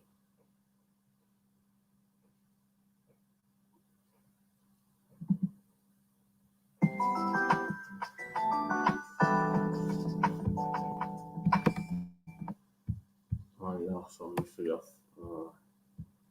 set the clocks back 1 hour and about 40 minutes.